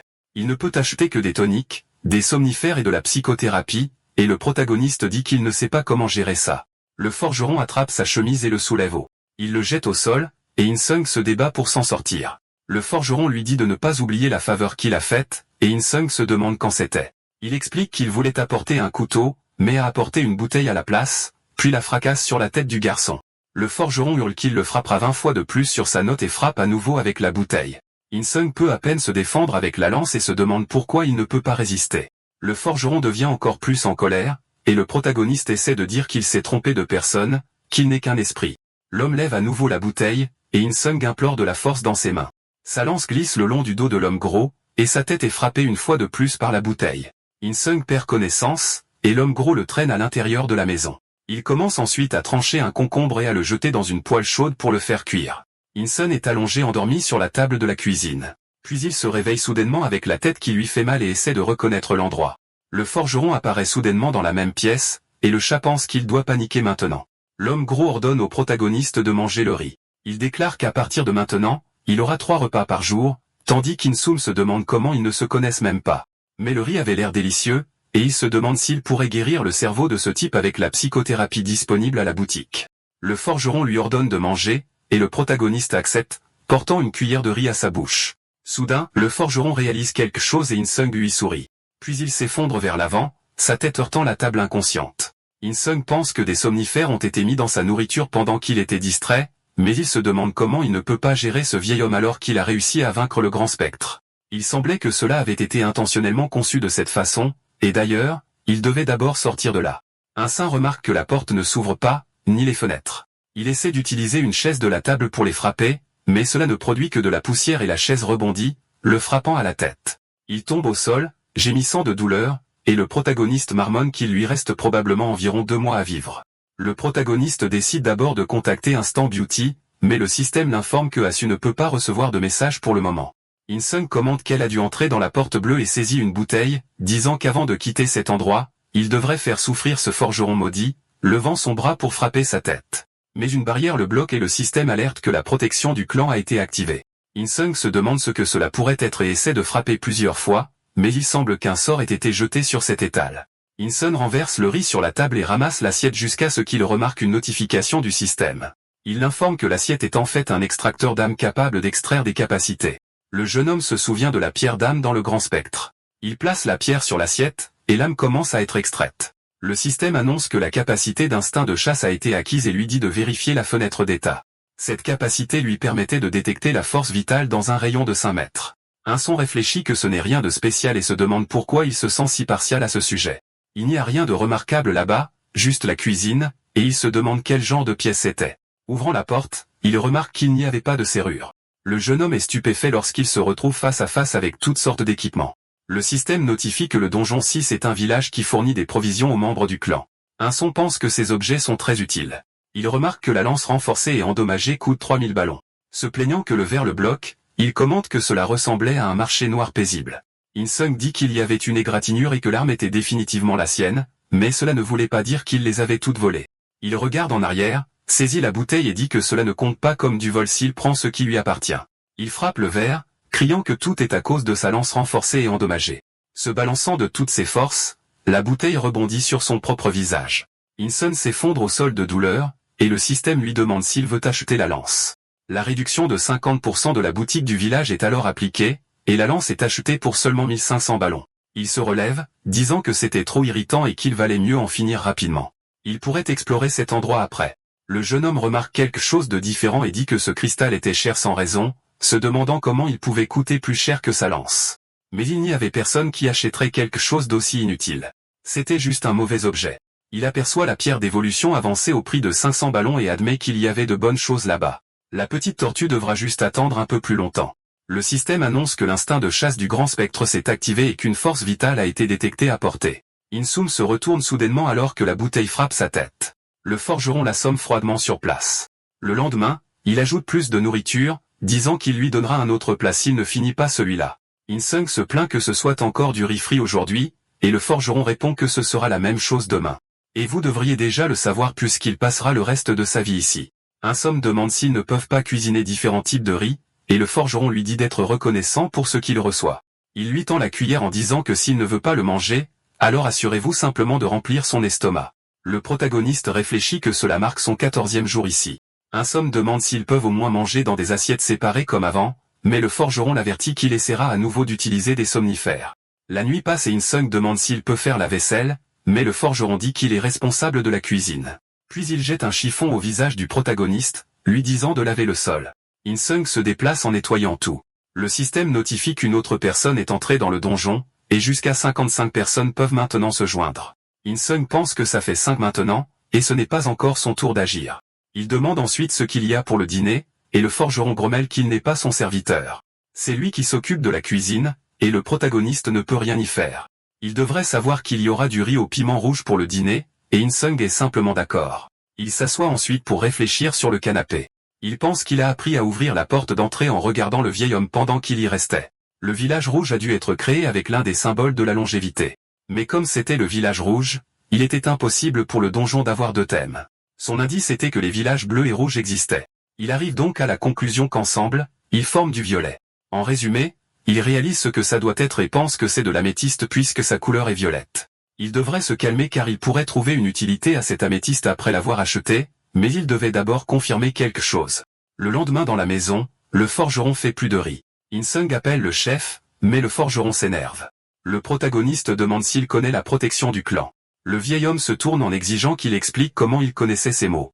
In-sung dit que c'était la fois où il lui a glissé des somnifères et a entendu les mots sur l'activation de la protection du clan. Le forgeron dit que ce bâtard essaie de l'envoyer dans sa tombe. Un son répond que le forgeron est toujours en vie ici.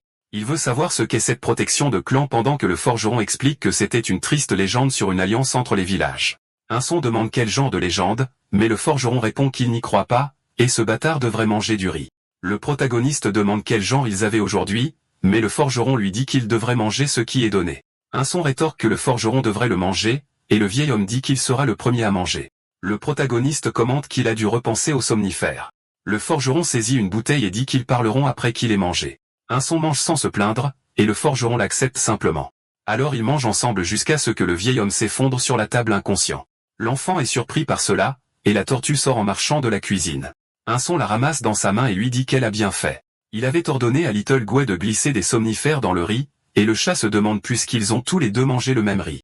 Le jeune homme sort le tonique dans sa main montrant qu'il ne dormira pas pendant les prochaines 24 heures. Il a l'impression qu'il ne s'endormira pas même s'il devient somnole. In-sung réfléchit que maintenant il va acheter l'améthyste et y penser de cette façon, mais il veut acheter une chose de plus en premier. Il achète les pierres d'évolution avancées. Le protagoniste dit qu'il les utilisera plus tard car le vieil homme pourrait se réveiller à tout moment. Maintenant, il va acheter l'améthyste, mais remarque que sa lance d'adamant renforcée n'est pas là. Le jeune homme pense qu'il a fait ce choix et devrait procéder avec l'améthyste. Mais il pense que si l'améthyste n'est pas l'objet qui signifie l'évasion, alors ses fans partiront, tout finira, et il sera coincé à manger du riz frit pour toujours. Le système demande s'il veut acheter l'améthyste, en disant qu'elle peut être achetée pour 2000 ballons avec la réduction. Il arrête d'hésiter en disant que c'est ça. Il a juste besoin de croire. Maintenant, il doit comprendre comment l'utiliser, tandis que le chat dit qu'il n'a vraiment pas abandonné. In-sung regarde l'améthyste et pense qu'il doit sortir d'ici. Mais il ne trouve pas de moyen et se demande quand il devrait essayer. À part la secouer, il retourne la pierre. In-sung se demande pourquoi ça ne marche pas, pourquoi ça ne le renvoie pas. Il soupire un peu alors que le forgeron commence à reprendre conscience. Le forgeron lève son visage du riz, et In-sung dit qu'il avait commencé. Il ne reste plus rien dans la boutique, et il l'ouvre à nouveau pour voir ce qu'il peut acheter d'autre. Un son remarque que s'il lit les premières lettres, il y a une séquence, et le chat dit qu'il a enfin réalisé. Le protagoniste pense que le prix doit être commandé pour être utilisé, alors il le déplace 4 fois vers la droite et 6 vers la gauche. Le vieil homme commence à lever la tête complètement conscient maintenant. Il dit que le protagoniste a pris l'améthyste, et il réfléchit que ça ne marche pas, et vous devriez la tourner à gauche et à droite à nouveau. Le forgeron essaie de le frapper en lui criant de recevoir une punition. Mais In-sung esquive le coup et le déplace 4 fois vers la droite. Le forgeron frappe à nouveau et le protagoniste esquive, le tournant 6 fois vers la gauche. Enfin, le vieil homme lève son pied et le claque dans la poitrine du garçon, le projetant aussi loin qu'il le peut. Pendant qu'il est en l'air, In-sung fait tourner l'améthyste 9 fois vers la droite. Alors que le forgeron approche, il dit que la seule option restante est de rester là et de manger du riz frit pour toujours. Le jeune homme répète le mot nourriture, et le système annonce que le chemin vers le donjon 7 a été ouvert. Il se retrouve sur la plateforme et le remercie pour la nourriture tandis que son chat commente que c'est sa 4e première place consécutive. Le protagoniste disparaît de l'endroit et le forgeron jure, disant qu'il est à nouveau seul. Puis il reçoit une notification que Sohakang est entré dans le donjon, ne laissant que 54 personnes qui peuvent rester. La porte rouge s'ouvre et le forgeron charge vers ce bâtard tandis que l'homme essaie de résister. Le système annonce qu'il a été le premier à entrer dans la salle 7, qu'il recevra une boîte de compétences, et que jusqu'à 39 personnes supplémentaires peuvent entrer. In-sung regarde autour de lui en pensant que c'est une petite pièce et que ça doit être une salle d'entraînement. Le jeune homme remarque la porte rouge et le système avertit qu'un monstre attend de l'autre côté, il doit donc devenir plus fort afin de s'échapper. In-sung conclut que ça doit être un combat en tête à tête contre le boss. Il s'assoit sur le banc de musculation et maudit le donjon. Il pense qu'il devrait utiliser cet exercice pour se renforcer. C'était comme un camp de prison à part entière, et il fournissait même des fournitures. Mais d'abord, il voulait vérifier sa compétence aléatoire. Le jeune homme pense qu'il ne ressent rien d'inhabituel en le recevant, et le chat le traite de pervers complet. La compétence était l'amélioration de l'équipement, lui permettant de devenir plus fort en proportion de la puissance de son équipement. Alors il ouvre son inventaire et place la tortue sur le sol, annonçant qu'il est temps pour l'Ilgay d'évoluer. Il devait choisir entre l'attribut de la terre ou de l'eau, et le jeune homme pense qu'il ne peut pas se permettre de mal choisir. Mais clairement, il devait être de l'eau, alors il la sélectionne. L'énergie inonde la pierre, et le système déclare que l'Ilgay évoluera vers le grade d'eau avancé. Il ajoute qu'il reviendra à la normale s'il manque d'énergie, que la même évolution ne peut pas être réutilisée, et qu'il pourrait s'affaiblir un peu après avoir évolué. La nouvelle forme de la tortue est bleue avec des capacités de manipuler l'eau faisant partie de son corps et d'invoquer de l'eau divine. Le protagoniste dit que le petit Wei a grandi, et le chat fait référence à un Pokémon Carapuce. Un saint dit que sans raison particulière, l'eau est l'attribut qui convient le mieux à une tortue, et il la renvoie donc dans son inventaire. Une autre notification apparaît. Cette fois, un message de quelqu'un du premier hub. Lin du clan de sang se présente en disant qu'elle a toujours regardé leur instinct qui prend les devants et qu'ils sont la meilleure guilde reconnue par Hades. Ils ne pouvaient envoyer des messages que parce que le village rouge est sous leur administration. Un saint pense que cela signifie que le village rouge est la propriété du clan de sang, et c'est ce que signifiait la notification de bénédiction du clan. Lenny dit que toutes les guildes cherchent à s'échapper du donjon et lui demande de les rejoindre, promettant que toutes les réponses à ces questions se trouvent dans le hub. Le protagoniste pense que s'échapper de la salle 10 mène au central 0.1. Elle lui rappelle que le clan de sang est un endroit célèbre puisqu'il a même reçu une invitation, et le chat commente que le rejoindre ferait de lui l'un des meilleurs. Ils veulent en savoir plus sur le village bleu et disent qu'ils contacteront beauté instantanée là-bas. Le protagoniste décide d'y penser plus tard parce que ce dont il a besoin maintenant, c'est de s'échapper de la salle 7 du donjon. Le système annonce qu'une force vitale a été détectée à proximité, et l'instinct de chasse du grand spectre est activé. In-sung réalise qu'il y a un monstre derrière la porte, et la notification demande s'il veut entrer, avertissant qu'il ne pourra pas revenir si plus de 5 minutes s'écoulent. Un tapis de téléportation apparaît sous ses pieds, et le protagoniste est téléporté. Un saint apparaît dans un autre endroit et est stupéfait par le monstre devant lui. Il ressemblait à un lion, mais avec la queue d'un scorpion. Le protagoniste se demande si c'était la chimère faible et ne comprend pas ce qui pourrait bien être faible à ce sujet, surtout depuis que son livestream venait d'être coupé. Alors il décide d'ouvrir la boutique, voyant de la nourriture avancée et une pelle en métal. Insum se questionne et le chat se moque de lui parce qu'il n'arrive pas à acheter d'objets. Il se plaint qu'il aurait dû récupérer sa lance en adamant renforcée au lieu d'être coincé avec celle-ci, inférieure. Il doit donc rester prudent. Le jeune homme se déplace lentement sur le côté de la chimère. Il remarque que son nez frémit légèrement. Le protagoniste tremble de peur alors que la créature bouge sa bouche. Inson se fige, paralysé, et le chat commente à quel point c'est pénible à regarder. Il active l'effort amélioré, et la pression suffocante disparaît. L'esprit du protagoniste s'éclaircit, et il perd la peur de bouger. Des vignes poussent à travers le sol et cela ressemble à une ancienne arène de gladiateurs avec des gouttes d'eau tombant autour. Mais il y fait froid tandis qu'un de ses fans fait un don de 10 ballons, demandant s'il deviendra une légende et le système déplore qu'il ait 2 minutes pour s'échapper.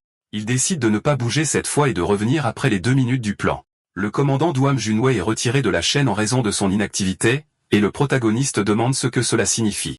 Son chat explique que cela arrive si vous ne contribuez pas volontairement, et alors Lini rejoint la chaîne. Elle envoie une alerte d'urgence juste au moment où la chimère se réveille. La créature rugit aussi fort qu'elle le peut, forçant le protagoniste à reculer. Le lion attaque avec ses griffes. In se retourne et esquive la frappe. Il se plaint que c'est terrifiant, et l'un y envoie son ballon, lui disant de continuer. Insung balance sa lance et esquive une autre frappe de la patte du monstre, avec seulement 1 minute restante avant la téléportation. La chimère charge à nouveau, se précipitant droit sur lui. Il pense qu'il courait déjà avant que les choses ne deviennent ennuyeuses. Le protagoniste dit qu'il va juste marquer l'endroit et faire une course rapide.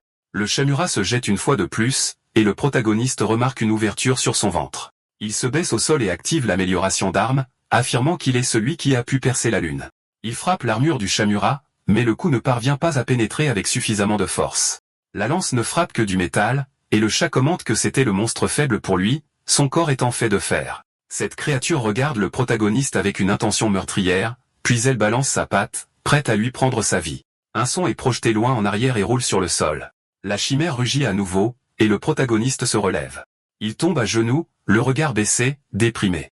Il se demande ce qu'il devrait faire en réalisant qu'il doit courir rapidement. Le système dit que 5 minutes se sont écoulées et demande s'il veut retourner dans la salle d'attente. Il accepte.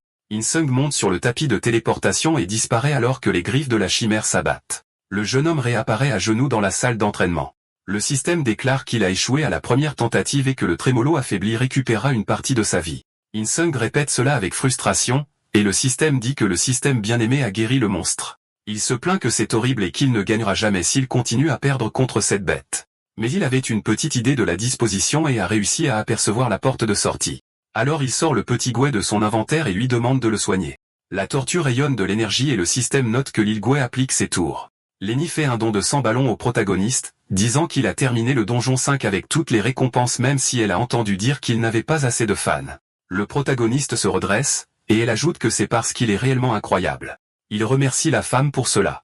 Le chat commente que le clan de sang étale sa richesse, et Lenny dit que tout le monde est invité à regarder le stream. Insum pense que des choses étranges ont commencé à se produire soudainement, et Socrate est sur le point d'être couronné comme le fan numéro 1.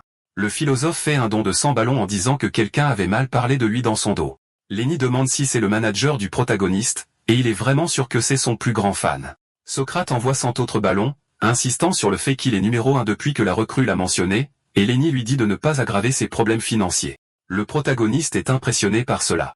Socrate déclare que vous devriez regarder de près, que son fan numéro 1 n'a pas peur de payer, faisant de lui le plus grand de tous. Insung le remercie pour tout et dit qu'il va tout donner. Le système notifie que toutes ses statistiques ont augmenté de 1%, et son corps commence à changer. Une aura enveloppe le protagoniste. Quelques heures plus tard, il fait du développé couché avec un poids lourd. C'était une charge immense le poussant à ses limites. Après cela, il effectue un squat avec le même poids sur son dos, et le chat est complètement stupéfait. Insung endure le poids et s'abaisse aussi loin qu'il le peut. Puis il le laisse tomber quand ses mains commencent à lui faire mal. Il jette de la poudre de protéines dans sa bouche et l'avale avec de l'eau. Lenny fait un don de 50 ballons, disant qu'elle a aussi travaillé dur aujourd'hui, et Inson la remercie pour cela. Mais ensuite, il se tourne et dit qu'il est temps d'y aller. Il est venu avec un plan, développer ses muscles avec de l'exercice et des protéines, attirer la chimère avec des aliments de haute qualité et profiter de cette opportunité pour sprinter dans la direction opposée. Se demande encore pourquoi le magasin vendait même une pelle. Il décide que c'est exactement ce qu'il va faire. Le système lui demande s'il veut entrer, et le protagoniste confirme. Téléporté devant la chimère, il admet qu'il a toujours peur malgré son plan. Il serre fermement la lance dans sa main et ose la chimère de venir vers lui. La chimère obéit à l'ordre et charge sur lui en essayant de la serrer avec sa griffe. Insum sort quelque chose de son inventaire et ordonne à la créature de le manger. Il jette la nourriture de haute qualité et est surpris. Le monstre arrête son attaque pour aller manger la nourriture. Insun le remercie pour cela et pense qu'il peut enfin courir vers la sortie. Alors il se précipite dans cette direction, mais la chimère tourne son visage furieux vers lui. Le protagoniste panique à cette vue, essayant de bouger silencieusement pour ne pas mettre davantage en colère la bête. Il se dit qu'elle aurait dû continuer à manger, mais elle était bien trop sensible. Puis il soupire de soulagement, disant qu'elle a finalement recommencé à manger. Il semblait que les innombrables cavités de son corps se rétrécissaient lorsqu'elle dévorait la nourriture. Il crie qu'il est temps de réessayer, attirant l'attention de la chimère. Le protagoniste déglutit difficilement mais continue de courir vers la porte. La chimère charge à nouveau, prête à lacérer avec ses griffes. Les griffes éraflent le dos du protagoniste, mais il tombe à travers la porte juste à temps. Le jeune homme expire, disant qu'il aurait été gravement blessé si cela avait été un moment plus tard, mais le chat lui rappelle de ne pas oublier cela. Puis Insung réalise qu'il n'y avait pas de porte réelle là, il ne pouvait pas s'échapper. La chimère apparaît à l'entrée en le fixant du regard. Il plaisante en disant qu'elle ne peut pas entrer, puis il ordonne au petit Gouet de soigner ses blessures. La chimère ouvre sa gueule et lâche du feu sur lui. Le protagoniste essaie d'esquiver, pensant qu'un souffle de feu comme celui-là était insensé, mais il remarque ensuite que sa tête était en feu. Sa décision est de sprinter d'avant en arrière. La chimère prépare une autre salve de feu contre lui, mais il jette plus de nourriture, riant alors qu'il lui ordonne de manger. La chimère ferme sa gueule et se tourne rapidement pour dévorer la nourriture. Le protagoniste dit au petit Gouet de se dépêcher et place la pierre d'évolution sur le sol. Le système affiche plusieurs avertissements et informe Grom qu'il le sait, lui disant de se dépêcher. Young-Gouet évolue et prépare une sphère d'eau pour empêcher ses cheveux de brûler davantage. L'eau éclabousse la tête du protagoniste, révélant qu'il était maintenant chauve. Un son tremble de peur, se tenant près du mur, tandis que la chimère se nourrit des rations. La chimère rugit à nouveau et un son s'exécute, lui jetant plus de nourriture. De retour dans la salle de sport, le jeune homme pleure devant le miroir. Socrate fait un don de 10 ballons, disant qu'il y avait un moyen de restaurer ses cheveux. L'espoir du protagoniste renaît, et il demande si c'est vraiment possible. Mais Socrate lui dit de retourner dans la salle 2 et d'acheter des accélérateurs de croissance. Un saint s'assoit par terre, hochant la tête de haut en bas, en sanglotant. Quand il touche son cuir chevelu, il ressent une douleur immense, ce qui le fait pleurer encore plus. Little Gouet lèche sa tête, et un saint marmonne que ce donjon est une malédiction tandis que le système lui notifie son premier échec depuis que la chimère est devenue plus forte. Il ne se sent pas plus fort que la dernière fois, mais la terre sous lui s'est fissurée. De plus, les vignes avaient séché et la chimère était vraiment la même. Sans plus d'idées, il serait difficile de gagner maintenant. Lenny dit que Laurinsan pourrait utiliser son améthyste, et le protagoniste est choqué. La fille explique que l'améthyste porte la bénédiction de son clan et qu'il peut se concentrer dessus. Le protagoniste sort la pierre de son inventaire, puis il active la compétence d'amélioration de la concentration de niveau 3. L'améthyste augmente sa vitalité, le calme, et son cœur commence à trouver la paix. Le système lui demande s'il veut rentrer dans la salle 7. Insung dit qu'il va en finir une fois pour toutes, et ensuite ça devrait rester calme pendant qu'il mange sa nourriture. Mais le système lui rappelle qu'il n'en a plus. Il a tout utilisé la dernière fois. La chimère pousse un rugissement édenté. Insung marmonne qu'il va en manger un peu plus et elle attend une minute. Mais le système déplore qu'il ne puisse rien acheter à l'intérieur de l'arène et qu'ils doivent affronter la chimère. Insung demande une minute de plus, implorant du temps. Il court pendant que la chimère le poursuit. Le protagoniste bondit vers l'avant alors que le monstre balance sa griffe. Accroupi sur le sol, le protagoniste est déconcerté. Cette chimère lâche une autre salve de feu. Sa solution pour éviter la frappe est de se laisser tomber à plat sur le sol. Il dit qu'il veut juste faire un peu d'enquête et se demande s'il peut survivre 5 minutes comme ça. Insun enfonce son pied dans le sol, et la capacité d'instinct de chasse du grand spectre s'active. Il se questionne à ce sujet, réalisant qu'il ne se déclenche que lorsque la force vitale est détectée à moins de 5 mètres de l'utilisateur. Le jeune homme jette un coup d'œil en arrière, remarquant la salve de feu. Il continue de courir pendant une minute et escalade même les murs du Colisée. Insung fait une boucle et court dans une autre direction. Alors que le chat est impressionné par sa vitesse. La chimère charge vers lui et tente de frapper avec sa queue de scorpion. Le système l'informe que 5 minutes se sont écoulées et lui demande s'il veut revenir. Cette créature balance sa queue sur lui, et le protagoniste dit qu'il veut partir rapidement. Une fois de plus, la plateforme apparaît et le jeune homme disparaît. Il réapparaît dans la salle de sport et pense qu'il a failli perdre la vie. Mais en retour, il a trouvé un indice. Il devrait donc se rétablir en utilisant l'améthyste d'abord et manger quelque chose. Le jeune homme s'endort sur le banc de musculation et son chat dit qu'il a dû passer sa vie scolaire de la même manière. Quelques jours passent, et In-sung dit qu'il a acheté assez de nourriture. Sa capacité à détecter des traces de force vitale la dernière fois. Il y avait quelque chose à l'intérieur de la chimère, et il devait y retourner pour le trouver. De retour dans l'arène, la chimère charge sur lui. In-sung lance la nourriture à la bête massive. Le tremblement la renifle, se tourne et commence à manger, et un son dit qu'il y avait quelque chose là-bas. Les instincts du grand spectre s'activent soudainement. Un son commence à creuser là où il ressent la présence. Il pense qu'il doit y avoir une raison pour laquelle le magasin a vendu une pelle, et la réponse doit se trouver en dessous. Ce champ de bataille en ruine avait autrefois été un sol transformé en boue. Le protagoniste entend un son et jette de la morphine à la chimère. In-sung creuse plus profondément dans le trou tandis que le chat plaisante en disant qu'il ne peut pas vendre de terre s'il continue à travailler comme ça. Il continue de pelleter de toutes ses forces. Et après 5 minutes, il retourne à la salle de sport. Un son pense que cela fait 3 jours qu'il a commencé à creuser. La chimère se fiche de ses actions tant qu'il est sous terre, et cette portée de 5 mètres était plus large qu'il ne l'avait prévu. Il continue de creuser pendant un moment jusqu'à ce que sa pelle heurte une pierre. Un son demande si c'était enfin ça, s'il l'avait déterré. Il est choqué lorsqu'il se retrouve face à face avec l'objet. C'était l'herbe d'immortalité, qui absorbe l'énergie vitale de l'environnement pour prolonger la durée de vie, et elle fonctionne plus vite lorsqu'elle est proche de sa cible. Le protagoniste répète cela, la tenant dans sa main alors que l'herbe commence à absorber. Il la laisse tomber immédiatement lorsqu'il en ressent les effets, se plaignant que sa main est vieillie. Il attrape rapidement l'améthyste de son inventaire, remarquant que sa main redevient normale. In-sung reçoit une notification indiquant qu'une personne nommée Ubar est entrée dans la salle 7, ne laissant que 38 places de plus. Il pense qu'il ne l'a jamais vu dans les classements auparavant et s'attendait vraiment à ce que Asso soit celui qui prenne la 2e place. Le chat semble être de grands fans de lui, alors le protagoniste décide d'aller le rencontrer. Dans la salle d'entraînement, un homme commente que c'était le donjon 7, où l'on s'échappe en devenant plus fort, jusqu'à ce qu'il remarque une notification d'In-sum l'accueillant. Ubar sourit et répète son nom. Quelques minutes plus tard, In-sum reçoit des félicitations pour avoir réussi ce qu'il ne comprend pas tout à fait. Ubar dit qu'il a accepté In-sum comme son étudiant et que sa cérémonie d'initiation aura lieu le 2 mars. Le protagoniste le traite de fou, se demandant si c'est parce qu'il a été battu par le vieil homme. Ubar dit au protagoniste de venir le voir s'il a quelque chose à demander. In-sum ferme la fenêtre de chat et dit de ne pas perdre de temps avec des choses insignifiantes. Dans la salle de sport, Ubar marmonne que les recrues de nos jours sont vraiment timides, alors il devrait devenir sérieux. De retour dans la grotte, Lenny envoie son ballon à un somme, le félicitant d'avoir trouvé quelque chose de si compliqué. Le jeune homme se demande si c'était une sorte d'objet rare, et le chat lui dit d'aller de l'avant et de vendre une herbe. Il s'en rend compte et crie que le thème de la salle 7 était l'herbe d'immortalité, et il était certain qu'elle serait utile dans cette situation. Le protagoniste prend l'améthyste et la glisse d'abord dans sa poche. Puis il tend la main vers l'herbe et l'attrape.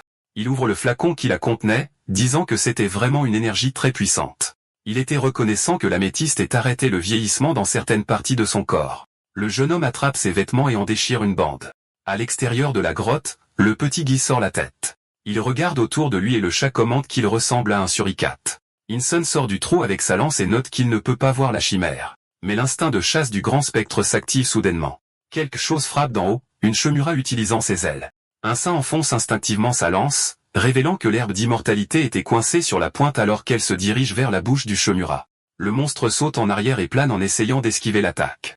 Un saint dit qu'il doit être conscient de l'herbe d'immortalité puisque l'endroit semblait plus dévasté à chaque fois qu'il entrait, et la force croissante du chimura à chaque échec était due à l'absorption d'énergie de l'herbe enfouie dans le sol. La créature rassemble du feu dans sa bouche, et un saint se prépare tout en ordonnant à la tortue de lâcher de l'eau. Little Wee charge un orbe d'eau entre ses cornes et le lance, entrant en collision avec le feu de la chimère.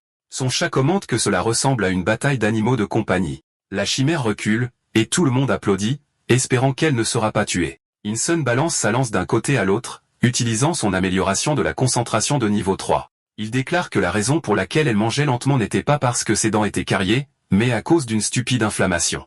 L'amélioration de l'équipement s'active et In-sung lance sa lance. La lame portant l'herbe d'immortalité perce l'arrière de la gorge du monstre. Il commence à se désintégrer et le protagoniste reste bouche bée, choqué. Il s'était transformé en rien d'autre que le squelette de la chimère rayonnant une aura. Le protagoniste récupère sa lance et s'approche du crâne, tirant quelque chose de la bouche du monstre. Le système l'informe qu'il absorbe l'essence de l'âme de la chimère, et ses pouvoirs physiques augmentent. L'essence de l'âme de la chimère est complètement absorbée. Quelque chose tape contre le pied du protagoniste, et il le ramasse. Il s'avère que c'est la dent de la faible chimère, réputée pour sa dureté. Insum dit que ses niveaux de compétences augmentent également avec l'amélioration de l'arme atteignant le niveau 2 et l'amélioration de la concentration atteignant le niveau 4. Le système ouvre la porte annonçant qu'il a terminé la salle 7 et peut passer à la suivante. Insum remercie et continue de marcher sans se retourner, répétant qu'il s'échappera de ce donjon maudit. Le système annonce que le streamer, s'il vous plaît sauvé, a été le premier à entrer dans la salle 7 et recevra une boîte de compétences de rang F. Insum marmonne qu'il est vraiment doué pour toujours prendre la première place, tandis que son chat se plaint qu'il ne fait que se vanter. Soudain, l'axe gravitationnel du protagoniste est inversé, l'envoyant s'écraser au sol, et quand il regarde vers l'avant, il se retrouve face à face avec un troupeau de cerfs. Et la salle 8 était un endroit où le protagoniste devait garder 6 cerfs en vie d'une peste pour que le prochain portail apparaisse. Insung réfléchit qu'il y en avait quelques-uns dans ce petit espace, et les cerfs sont les commandants parmi les 10 symboles de longévité. Il remarque l'hexagone sur le sol et dit que le prochain apparaîtra après 6 jours. Mais pour une raison quelconque, ce cerf le frappait. Il caresse l'animal en disant que ce n'est pas bien et qu'il devrait arrêter maintenant. Mais il reçoit un coup de pied à l'aine. Il se tord d'avant en arrière de douleur, pensant qu'il avait perdu toute dignité, et c'était exaspérant. Il se relève en demandant pourquoi ils ne pouvaient pas s'entendre et agir comme des amis. Les cerfs se retournent et s'enfuient de lui. Insung soupire en disant qu'il doit y avoir une raison à cela, et le chat demande s'ils peuvent sentir la chimère sur lui. Le protagoniste est gêné et demande comment il pourrait prendre un bain devant tout le monde, mais le chat lui dit de mettre le stream en pause. Insung se demande s'il pourrait vraiment faire ça puisqu'il ne l'a pas fait une seule fois depuis son arrivée ici. Le stream est mis en pause, le petit Gouy éclabousse de l'eau pour que le protagoniste se baigne. Il dit que c'était très amusant et qu'il avait raison de choisir l'attribut de l'eau. Il relance le stream en disant qu'il est prêt, et le chat souligne que son crâne chauve brille. Insung appelle les cerfs vers lui. Les animaux sentent son odeur et s'approchent de lui sans se plaindre. Insung leur caresse la tête, et le chat note que leur comportement antérieur était dû à la mauvaise odeur. Le protagoniste remarque qu'ils ont l'air pitoyables pour une raison quelconque. Puis il remarque une odeur étrange et se demande si elle a disparu parce qu'il s'est baigné. Il passe sa main sur la fourrure du cerf et remarque une ampoule rouge dégoûtante. Il se rend compte que tous les cerfs avaient la même chose. Ce doit être la peste mentionnée plus tôt, et il voulait qu'il garde les cerfs en vie en soignant la maladie. Il remarque le chat dire qu'il était difficile de survivre 4 jours, mais sa mission a duré 6 jours. Et cela expliquait le 6e cerf cette fois, plus l'hexagone. Insung dit qu'il peut dire que la difficulté a augmenté puisqu'elle est passée de 4 à 6 jours. Il décide de vérifier d'abord la boutique et ne voit que 2 choses, un remède contre la peste et de la nourriture pour herbivores. Insung analyse les options et achète un remède contre la peste. Il le verse sur la peau du cerf et la plaie guérit, ce qui fait s'exclamer le jeune homme à quel point c'était fantastique. Mais la bouteille de remède contre la peste est déjà vide. Insung dit qu'il a tout utilisé pour soigner un seul cerf et pense que cela lui coûtera tous ses ballons. Si un traitement coûte 50 et qu'il devait le faire pour chacun d'eux, ce serait du gaspillage. Et le chat dit que c'est le capitalisme. Le protagoniste dit qu'il va d'abord augmenter son nombre de spectateurs en augmentant son nombre. C'est tout. Il trouve un ticket de recommandation coûtant 100 ballons, ce qui double les recommandations pendant 10 minutes. Il dit qu'il a reçu 947 recommandations et que 1000 étaient nécessaires pour augmenter le niveau de sa chaîne. Cette augmentation de score lui apportera plus de fans. Alors il supplie ses fans de lui donner des recommandations. Le jeune homme dit que lorsqu'il a été empoisonné dans son monde, un groupe de filles lui a rendu visite, parlant d'un rendez-vous à l'aveugle et de comment ça s'était passé. Il joue une fille disant qu'un étudiant en médecine s'est présenté dans une Ford X, mais cela ne s'est pas passé le même jour, et Insung le remet en question. Il est surpris, et le chat dit qu'il le regrettera s'il s'arrête là. Socrate fait un don de 50 ballons, et tout le monde plaisante en disant qu'il avait dit auparavant qu'il ne s'intéressait pas aux femmes ou qu'il le cachait. D'autres personnes dans son chat le recommandent 2 fois, et le nombre dépasse 1000, ce qui fait passer son rang de streamer à 2 avancées. Un son dit qu'il a réussi son plan, et le système annonce qu'il peut augmenter sa limite de spectateurs.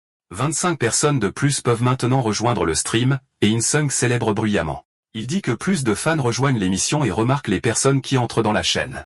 Insung se présente en disant qu'il était à leur service, tandis que le chat commente qu'il était celui qui avait gagné 5 fois de suite. Le protagoniste explique qu'il est actuellement dans la salle 8 et doit sauver 6 cerfs ou plus pour terminer le donjon.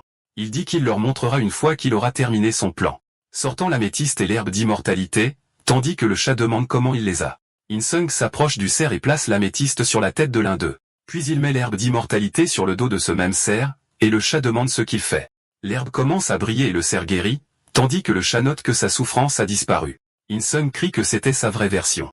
Il remarque que le cerf a l'air en colère et pourrait perdre la vie. Avec l'aube du 2e jour, le protagoniste se réveille en fredonnant 2 cerfs.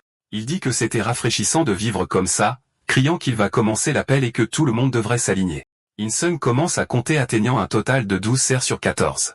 Regardant dans le coin de la pièce, il voit les cerfs allongés sans vie sur le sol. Il commente qu'ils avaient déjà perdu la vie, et il espérait que cela n'arriverait pas si vite. Mais il va commencer à soigner les cerfs tout de suite. Tout d'abord, il utilisera le remède sur ceux qui ont de petites ampoules parce que les autres peuvent être guéris avec l'herbe d'immortalité. C'était le 3e jour là-bas, et le protagoniste lève un doigt, annonçant l'appel. In-sung pense qu'un autre cerf est mort, mais il remarque que l'un n'avait pas d'ampoule, et il y avait d'autres cerfs sans vie maintenant. In-sung dit qu'ils ont perdu la vie sans avoir d'ampoule, se demandant si quelqu'un est venu et les a tués pendant qu'ils dormaient. Le 4e jour, le protagoniste est grand ouvert sans dormir. Les autres cerfs s'étirent et jouent sur le sol, mais In-sung pointe sa lance sur leur tête, leur disant qu'ils ne doivent pas quitter son champ de vision, s'effondrant presque d'épuisement. Le 5e jour, les yeux du protagoniste deviennent rouge sang. Un cerf bouge et In-sung demande s'il a faim. Il devrait manger ceci, dit-il, jetant de la nourriture pour herbivore.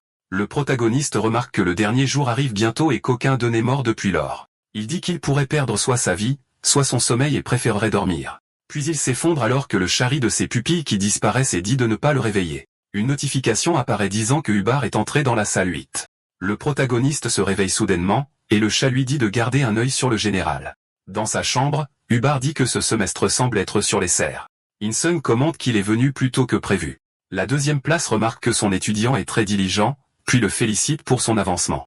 In-sung pense qu'il a réussi à s'échapper encore plus vite sans avoir l'instinct du grand spectre et se demande comment les autres se débrouillaient.